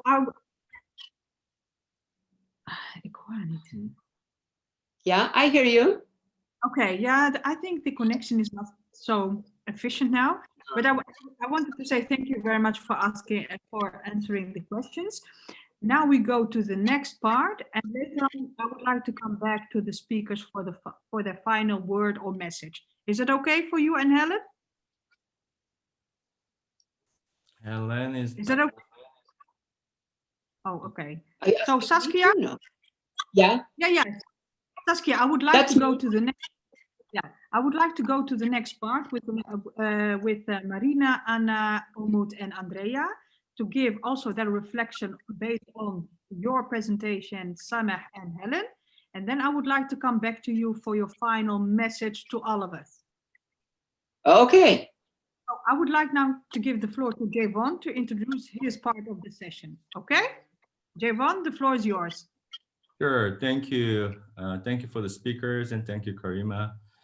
And we have really wonderful talks and discussions about the cities, changes in the cities in the midst of COVID-19, especially with the Summer's presentation about the cost and the benefit of the density in urban spaces and the growing relative importance of city level amenities rather than as a job place. And also Helen, the interesting discussion and wonderful discussion about the resilience of city, which is embedded in the human nature. And she concluded the city never die. And lastly, Saskia talked about intelligent cities and city as a laboratory. And she clearly discussed that technology is not sufficiently yet urbanized. So we have 4 young regional scientists who love distance, as Helen mentioned today. So they're all over the world. So we have Andrea from Italy, and Anna from Brazil, and Maria from Sweden, and Umut from Turkey, right? So we have 4 young regional scientists, and I want to start with Andrea's discussion and some remarks about what it all means to the regional scientists. So we're providing some sort of policy implications through our research and our discussion in this applied social science. So what's happening in the world in the midst of COVID-19 and how we can translate the hidden meanings and some of those hidden changes to the policymakers or decision makers. So I want to start with Andrea first. Thank you, Jaiwon, and thanks for the lovely speeches from the 3 keynotes before. I'm going to be very quick. I honestly cannot add much to such knowledgeable topics, and instead of providing answers, I would provide a couple of questions on some of the remarks that have been made. I will start from Saskia's encouraging words. I agree that cities are there to remain, and they provided basically their very existence goes together with the existence of, you mean modern mankind. So history for mankind goes together hand in hand with the existence of cities. I agree that they never died since they first appeared. We're talking about what, 8,000 years ago, Uruk in Iraq. However, at some point in history, in the very long run, they also got severely sick. So in Europe, for instance, at the end of the Roman Empire, Rome, as an example of the very first large city at the global level, reached 1 million inhabitants at the beginning of Trajan, so 117 DC. And then at the end of the millennium, it shrunk to 30,000 people. So 3% of the initial level. And then gradually it, the growth revamped. So my point would be, I agree with Peter's remark before, Peter Nykam's remark before. We are not sure exactly what's going on right now. We don't know whether this is a short-run dip, and this would be the case, for instance, if the germ disappears, or if we find a decent vaccine, and this is just one single example of something that will not happen again in the short run, and then I'm confident cities will resume their standard course. If instead this is not temporary, if instead this is going to stay longer or going to be replaced with something similar, another nasty germ, and so on, what's probably happening is that our gross benefits won't change. I agree with all the speakers today. We all live better in cities. We all face enormous benefits from locating in cities, but the costs of social interactions would be increasing dramatically. And this will move the net benefits curve downwards. And as a consequence, this would cause, by how much we don't know yet, equilibrium city size. So it would be costly to live close to other people that you don't know whether you can trust or not. whether you can get sick from or not. I also have a couple of minor remarks on the previous or questions on the previous presentations. On the presentation by Sameh, I'm, as a regional scientist, as Jaiwon said before, I'm deeply in love with the territorial features that we always expect to matter in explaining final economic outcomes. However, I'm not sure that it's territory that's really mattering in this, in the spatial distribution of the consequences of the COVID emergency. Some examples of high density, poor urban areas have been provided at the beginning of this session. However, some of the places with the highest density worldwide, mostly located in Western countries, I'm listing a few, New York, Paris, Milan, London, and Madrid, faced some of the highest contagion rates and unfortunately are still facing major contagion rates. Right now, Milan is a disaster where I'm calling from. So I'm not sure it's just about, poor areas versus rich areas. I think it's more related to poorly educated people or low-income people in both high-income places and low-income places. And we should be tackling these issues, educating people. Basically, this is probably a bit trivial, but it's still the solution to many of the problems we now have. Thanks again for having me, and I'm leaving in a few seconds for a council meeting. Apologies for leaving the meeting. Thank you. Thank you, Andrea. I think it was very relevant points we raised, and that's the important type of discussion we all need to revisit and rethink. Okay, now let's move on to the second panelist. What about Ana Baruffi from Sao Paulo? Hello, thank you, Joe. Well, thank you all for the invitation. It's been a very interesting session. I was thrilled to hear all the keynote speakers and also Andrea's comments, which were very, very interesting as well. I have a few issues actually coming from a developing country as Brazil, and one of the hardest hit countries in the world. I believe there are some issues happening around here that could be an interesting insight for the discussion. First, we see that there is still a very heterogeneous effect of this pandemic over the world, both in terms of the contagious degree as well as the economic impacts. My mic is a bit weird, isn't it? But, and then actually that happened across countries, but I would say that in the developing world, that was even stronger, this heterogeneity. And actually it increases inequality, we can say, because when we talk about economic activities that were basically that stopped, they affected more some specific groups of the population.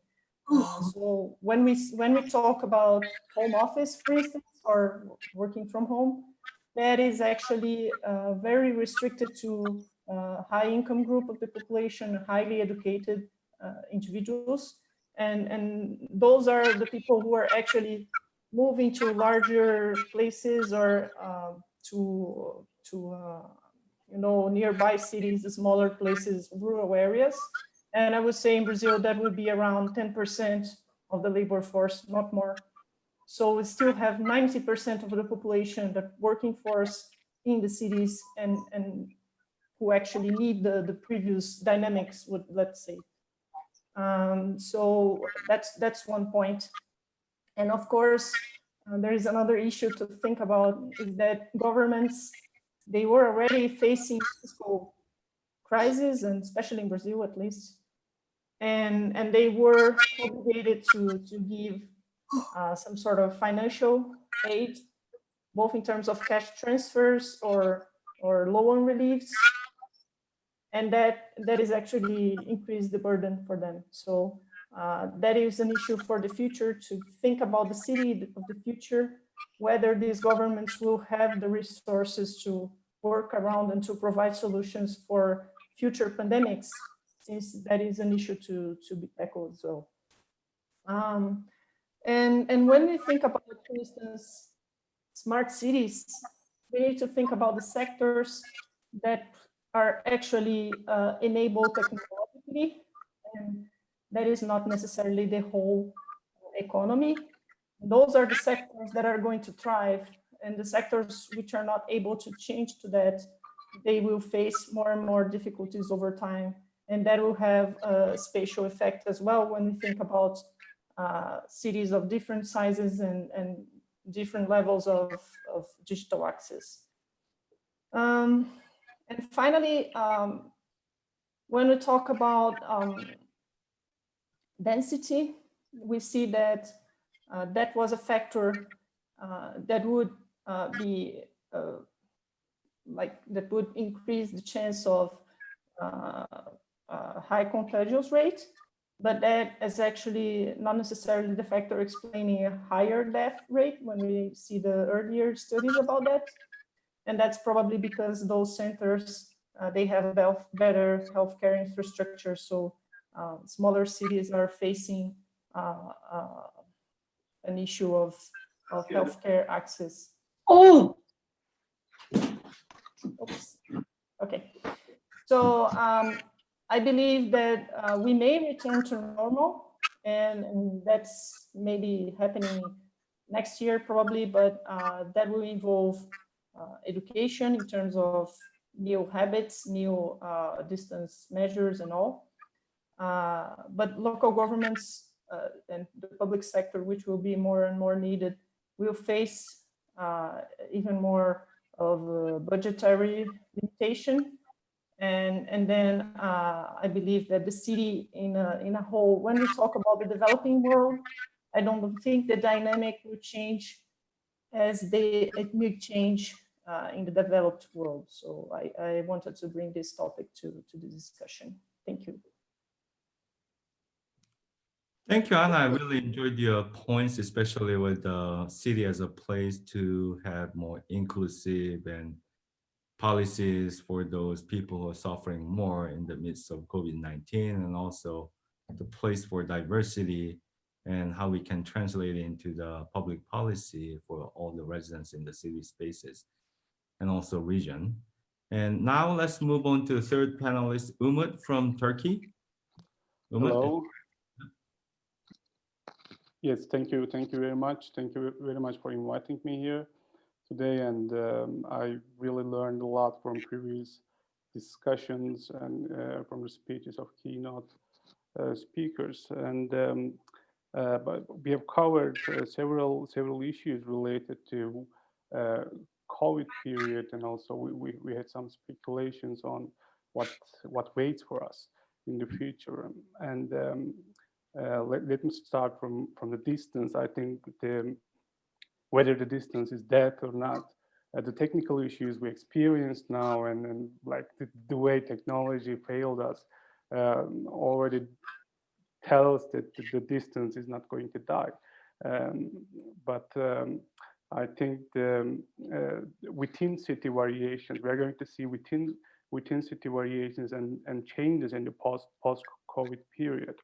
Sameh has mentioned, he speculated on his ideas on how the central districts are going to change, and he said that city centers are going to be rich in amenities and historical sites, and this will make the city centers attractive, not because they are central business districts. So I thought a recent study we initiated with a colleague of mine is really relevant to this topic. We started a project in which we set out to identify, to see if we could use open map sources to follow the spatial patterns of firm entries and exits. Since the beginning of the COVID, or when we realized that it was becoming a pandemic, the economists and policymakers were concerned about the liquidity crisis and what might COVID bring to, especially to small businesses. And we have seen several studies already that shows that especially service industry is vulnerable to COVID, and probably that will have long-lasting effects on that. So we used OpenStreetMaps to follow, to compare the pre-COVID and post-COVID periods basically on the maps, and we considered the businesses that didn't exist on the map as closure, a temporary or permanent closure. So what we have found is that the COVID-19 has hit businesses more at the center than at suburbs, right? So this means that the locational advantages in relation to centrality and proximity to attractions have been reversed and have created sort of a within sector vulnerability to closure for these businesses. This is already interesting, and it represents a twist. But then we also looked at new entries, the businesses that appeared in the last 9 months recently. And curiously, we found that the median distance to the center has decreased for the new businesses that are either franchises or have multiple locations in the same cities we analyzed. So this might suggest that small businesses disappear from the centers, and then franchising or firms with greater access to the financial resources replace them. And this might have two implications. One of the implications, a stronger implication, is that our findings echo a much contested theory of disaster capitalism, where firms, corporates, take advantage of the recent crisis and start occupying the central locations. And or it simply indicates that entrepreneurs are being entrepreneurs and they are acting on opportunity. Next to this trend, we have also learned from recent surveys that especially in the UK, majority of businesses plan to downsize their offices and move to cheaper business districts. So that brings me to the second implication of our findings. If central business districts are left to corporations and franchising firms that employ workers at the minimum wage, basically the profile of public transport commuters changes from a mixed to low-income taxpayers. So in the long run, we might see a decreased quality and frequency of transport services, and this generates a degree of spatial mismatch. So this is a transition that US already has experienced, but would be new to the European context. I hope I didn't take too much of time. Thank you, Umut. I think it is all very interesting, especially where you're heading with the different types of business activities in CBD. And also there is always different ideas coexist, this is just a temporary versus, no, this is a whole new era with the dying more bricks and mortar businesses will be all replaced. And I think, your point was well embedded, or can be linked with Summer's previous talking point about the city as a place offering more location-based the city amenities rather than just a place of work, and then commuting patterns. I think it is well connected to his points, I believe.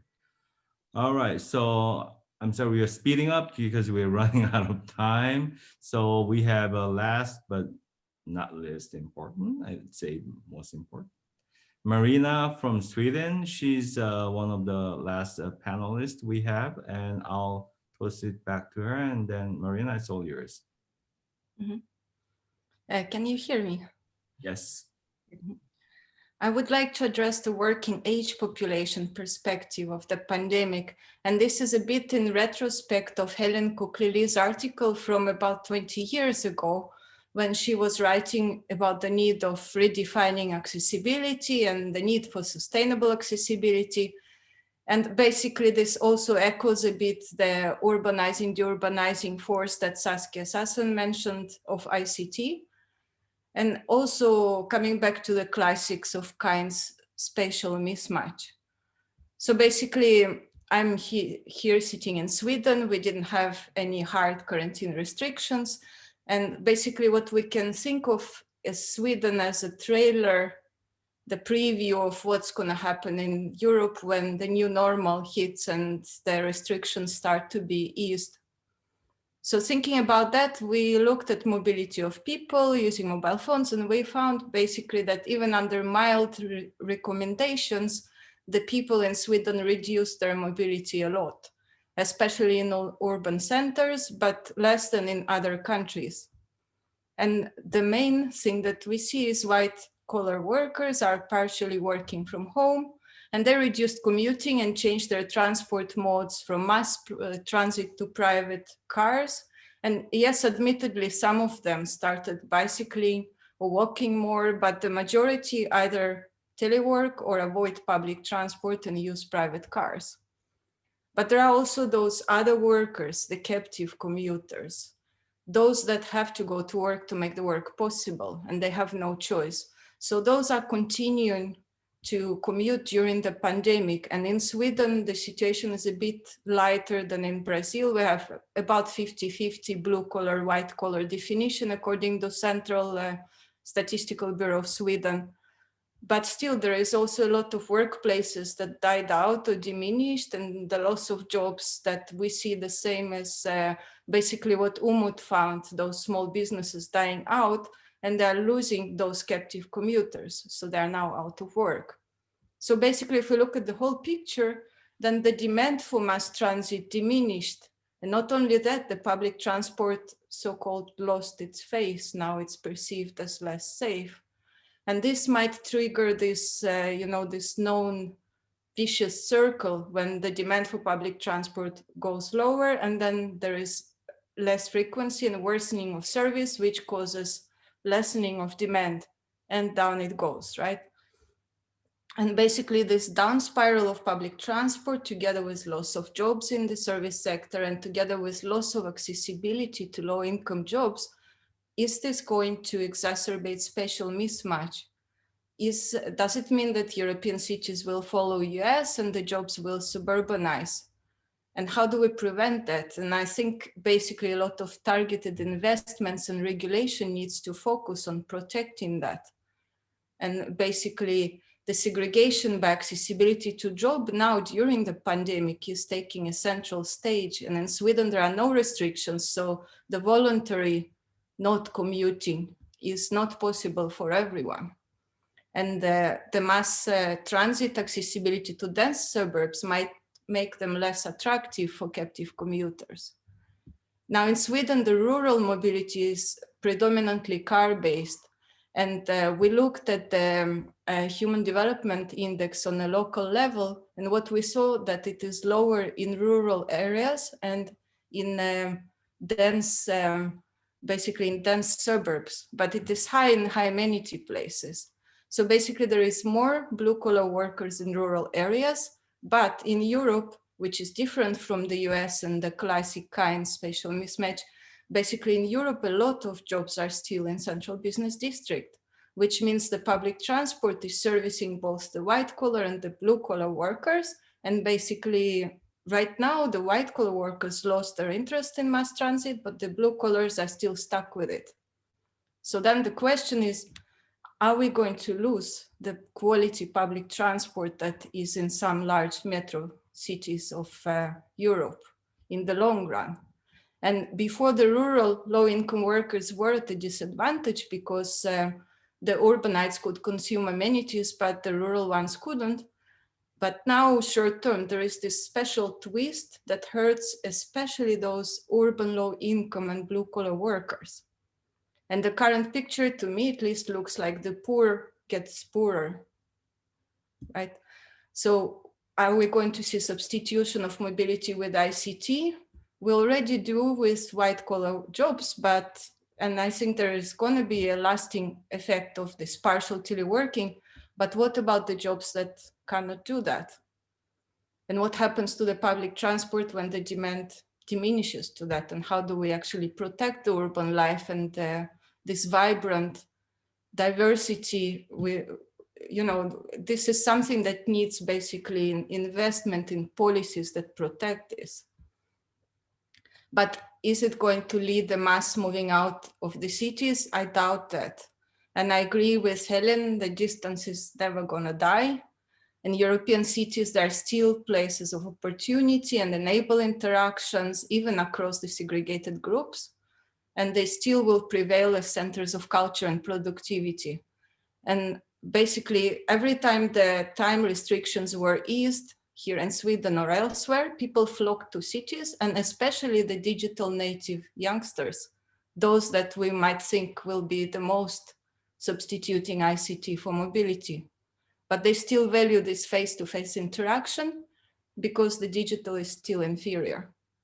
So I think following the necessity of this crisis, a lot of innovation will sprout and change the urban life, but also there is a lot of need in planning and intervention and protection of those systems.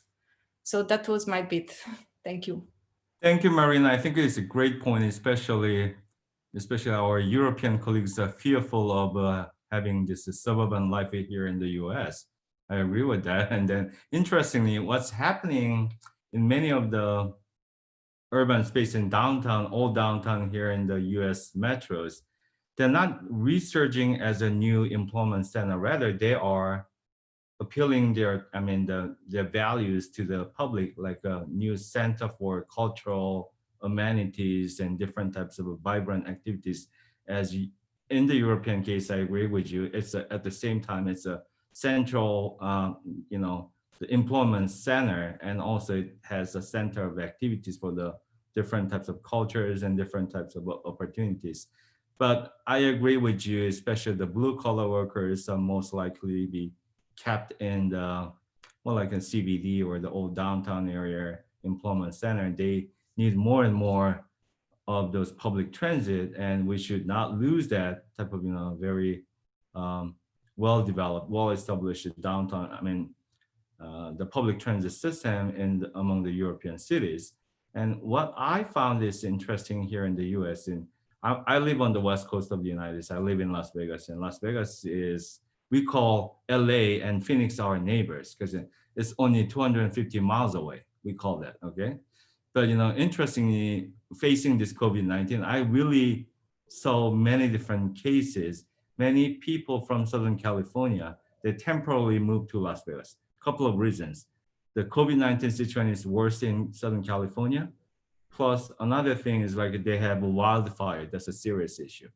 Especially anybody with some health concerns, they try to find a temporary housing and the rent, even in the midst of the COVID-19. And our regional economy with the tourism is really, really bad. It looked really bad. But people are coming to find the temporary shelter. So the rental price is going up really rapidly. So it's a different types of concerns we have, inter-urban, inter-metro versus, in the European case, it's more like an intra-urban. And is it really happening, suburbanization led by the white collar workers who can have benefit from the luxury of working home remotely, right? So that's really interesting, especially we have to revisit the part that how the public policy to maintain the good quality public transit service for the workers should be redesigned or revisited, and then what is the implication for that? Okay, thank you, Marina. I think that's really, really great points all raised by our young regional scientist group. And I'm sorry I have to leave for the council meeting, so I'll just toss it back to Karima for the rest of this TRSA session. And thank you for all, and then I'll see you later. Okay, thank you very much, Devon, for to be the chair of this session. And thank you for helping us to set up this meeting together with Neil, of course. I will come back to you later on or tomorrow. We will catch up. So before we go to Peter Nijkamp and Eduardo and to Danielle Griffith with The Great Mind, I would like to come back to Saskia and Helen. I would like to ask you, based on the small discussions and the questions, what is your final message to us in regional science? Saskia, I would like to start with you, please. I cannot hear you. Can you unmute yourself? Or can someone help her to unmute?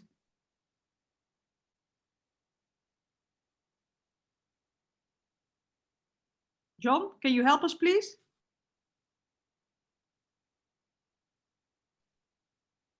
Okay. Saskia, if you unmute? can, yes. Can you hear me? Yes, perfect. Yes. Okay. What is your Okay. general message based on the discussions and the questions for us in regional science? Your final message to us. Well, I think 2 points. I'll keep it short, clearly. So one of them is that I think we have entered a new epoch.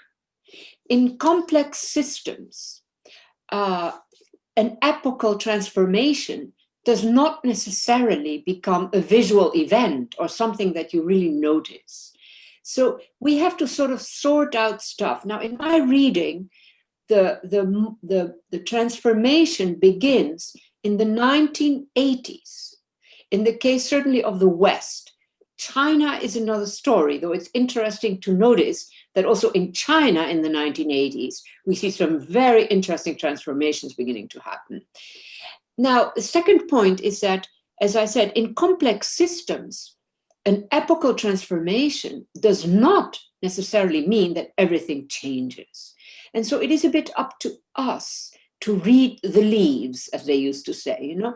It's not in your face, it doesn't announce itself. It's not like building a new building where you say, we're building a new building.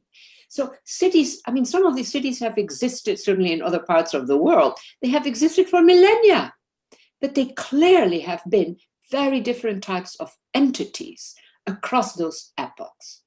We live in a period where I would argue, but it is not visible, it's not immediately graspable. We have gone through a transformation. That transformation begins in the 1980s. I'm talking about the West. I am not talking about China. China, it starts a bit later than that. But in the 1980s, it begins. And it moves slowly. Why does it move slowly? Because we have a lot of hard buildings. We are prisoners of whatever we have built. You know, in our cities, we can't just transform a city completely. I mention this simply for one reason, and that is that even though the buildings look the same, that does not necessarily mean that major transformations have not happened. So we have difficulty making our argument, or somebody like me has difficulty making her argument that we have entered a new era, because the visual order is not enabling my argument. Now, I may have it wrong. Of course, that is very possible. I don't think I do. But so that I find very interesting, that we're dealing with the need for an intermediation in order to explain and demonstrate a transformation. And that's sort of weird. A transformation in principle is something visual, something that we notice.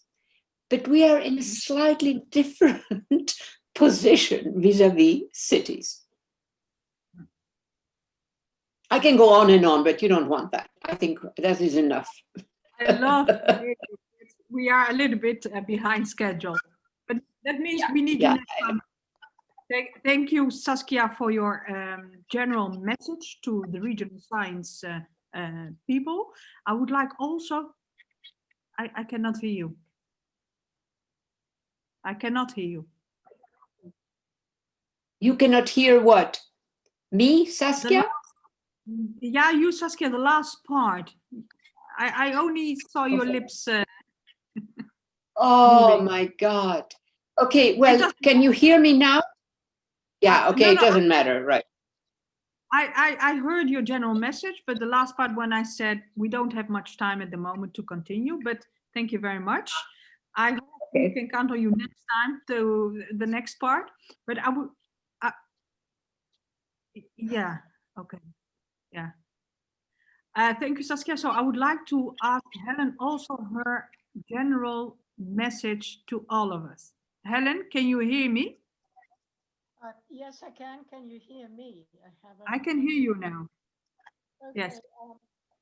I don't have a general message because people have said such interesting things about the messages. But there is something I'd like to mention, and that is in the November issue of Scientific American. And the title is The Pandemic We Forgot. And it's about the fact that, as it says on the title page, the 1918 flu killed millions, then faded from collective memory. Could the same happen with COVID-19? And it goes to say, it's a very interesting article, if you can see it, about human nature, that there has been so many books, so many essays, so much history written about the 20th century. And they talk about the two wars, and they talk about the technology, and they talk about the Cold War, and communism, and Hitler, and on and on and on. And there is very little, no mention really of that pandemic. And it goes on to look at the sociology and social psychology of it. And they say this has happened with pretty much with every pandemic that humanity has known, including several smaller ones in the 20th century. There was the Russian flu, there was the bird flu, there was the swine flu, things like that. And the moment it's over, people move on. So, you know, is that going to happen, this? And it's an important question if you think that we must adapt and we must be ready and so on. It looks that people, because it's not a narrative, you know, all the other things, there are stories to tell about the pandemic. There is not much to tell. That virus came and it killed 50 million people and then it went. I thought that was very interesting thought.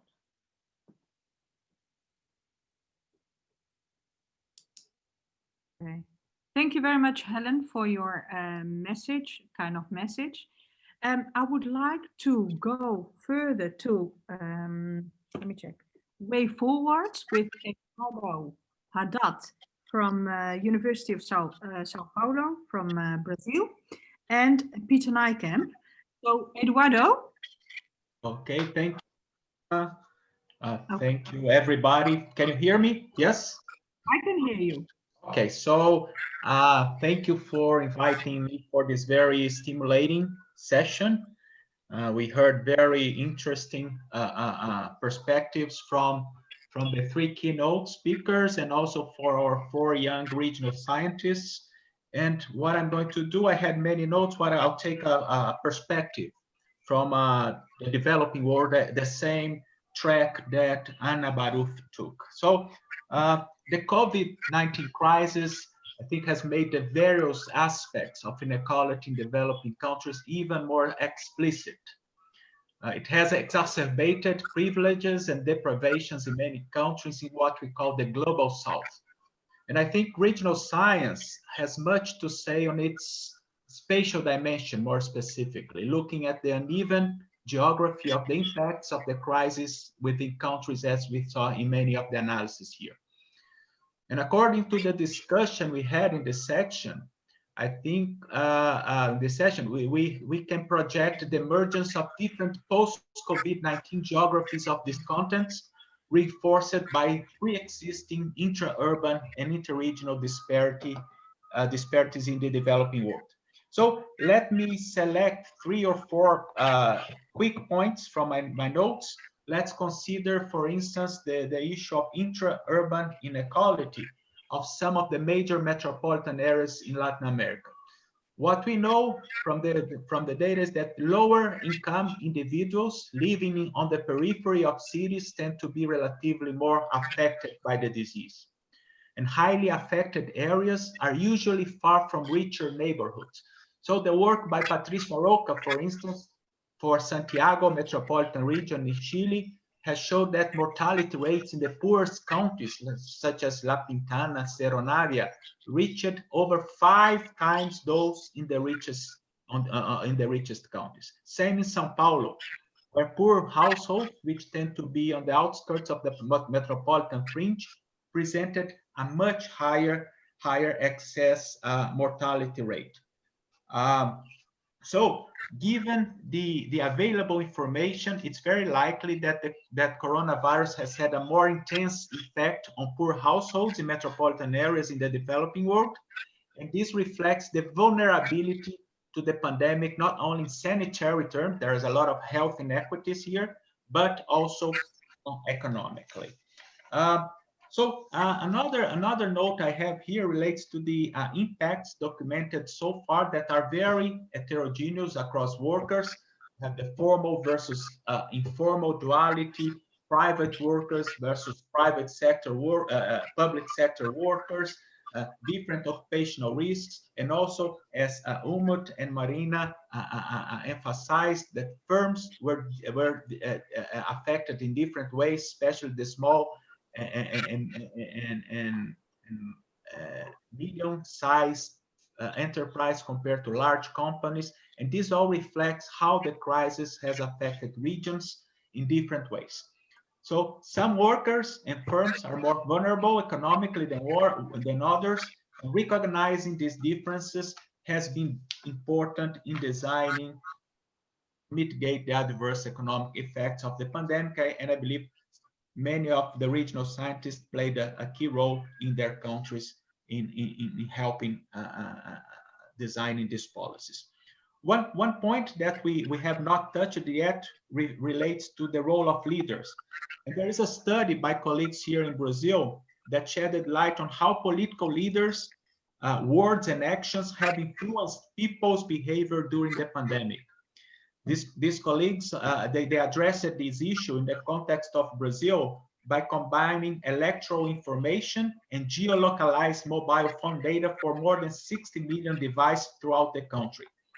And interesting, they found that after Brazil's president publicly and emphatically dismissed the risks associated with COVID-19 pandemic and advised against isolation, the social distancing measures taken by citizens in pro-government localities weakened compared to places where political support for the president was less strong. I believe if we did something similar to the US, we would find similar results. So we should also monitor the role of leaders in this context.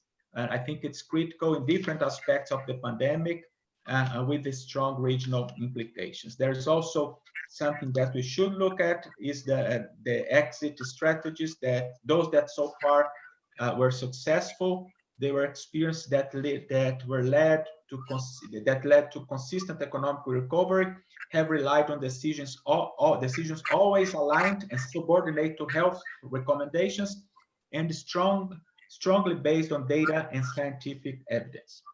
To conclude, I have recently moderated an event sponsored by an African think tank, the Policy Center for the New South, to commemorate the 75th anniversary of the United Nations. The main topic of the seminar was the following. I find it here. This was the following. Are development challenges really intractable, and how the UN can play a bigger role in solving them? And among the questions that were debated, I highlight one of them that relates to our discussion in this session. The question is the following. What are the prospects for developing countries for achieving sustainable development goals in the light of the social economic impact of COVID-19? What somehow surprised me was the optimism my African colleagues shared.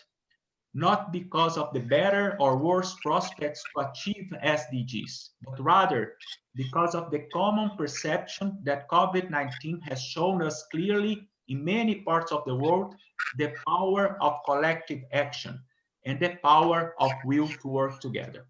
I will stop here, thanking again the organizers by the invitation, and I look forward to other sessions sponsored by the Regional Science Academy. Thank you very much. Thank you very much, Eduardo, for your thoughts and the new perspectives. So I go to Peter, the floor is yours. Thank you very much, Karima. I will try to keep it very short in view of the time limits. At the beginning of this new millennium, the United Nations declared this new century, the century of the city, the urban century. More recently, we've heard also the new jargon, the century of pandemics. And it might be that the century, if that is a true proposition, it might be that the century of the pandemics might erode the previous jargon on the century of the cities. But in contrast to Helen Kouklelis, I'm also challenging a little bit her proposition whether or not cities are dying. And she said, well, they might not die. I am inclined to say the opposite. I think cities will die, at least cities, the current cities in their current structures, they might be outdated, they might die. But you might compare current cities with previous situations. For instance, cities in the medieval period when we had infectious diseases like the pest, we have had cities where at least 1/3, 1/5 of the total population in fact died.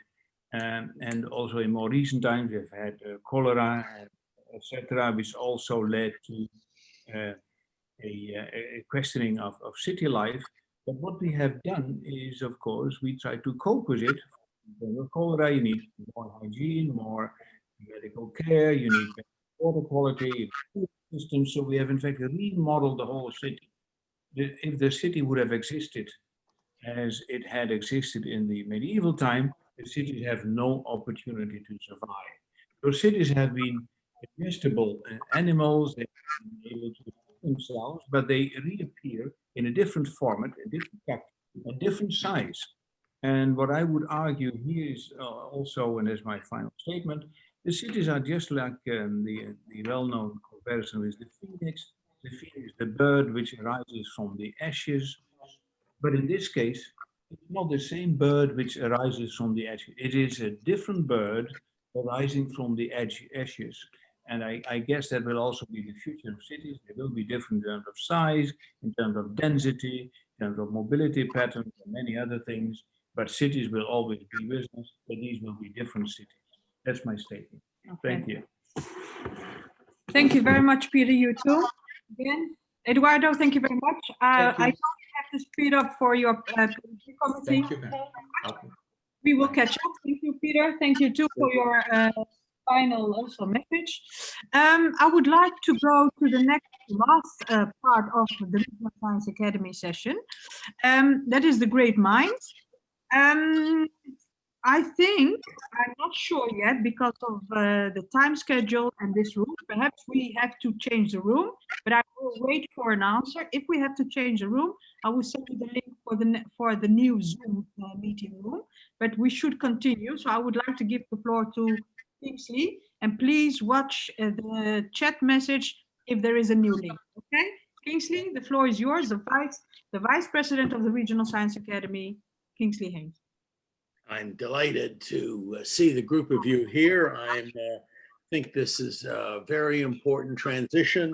This has been a very exciting set of elements up to now, and I think this next session will be equally as important.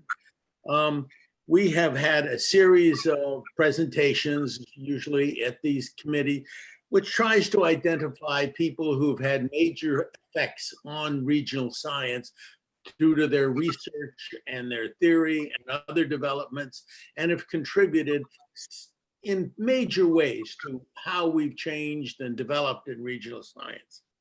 It gives me great pleasure to, first of all, say that today we are going to talk a little bit about Leslie Curry and his contributions to regional science and his central role and impact on it. And it is very lucky that we have Dan Griffith from the University of Texas at Dallas, the Ashbel Smith professor, to speak to us about this. He is quite knowledgeable about Les Curry. And I had the opportunity to meet Les a number of times, but I did not know him well. I was always an admirer of his work, and I'm very excited that Dan is here to talk to us about his contributions and his importance as a kind of founder and really a key player in the development of regional science. And so I'm going to turn this over to Dan. Dan, the floor is yours. If I can just interfere right before Dan, I'm sorry about that. Because this room will be starting with the other one, I just sent a link in the chat. If you click on that, you should be able to be transferred directly over to the other room. So I apologize for that, but you should be able to get into the other room at this point. That means everybody should click on the link. I can send it also by email to change the room, okay?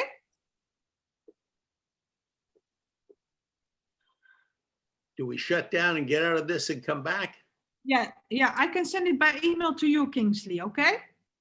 Sure. Okay. So we need to leave.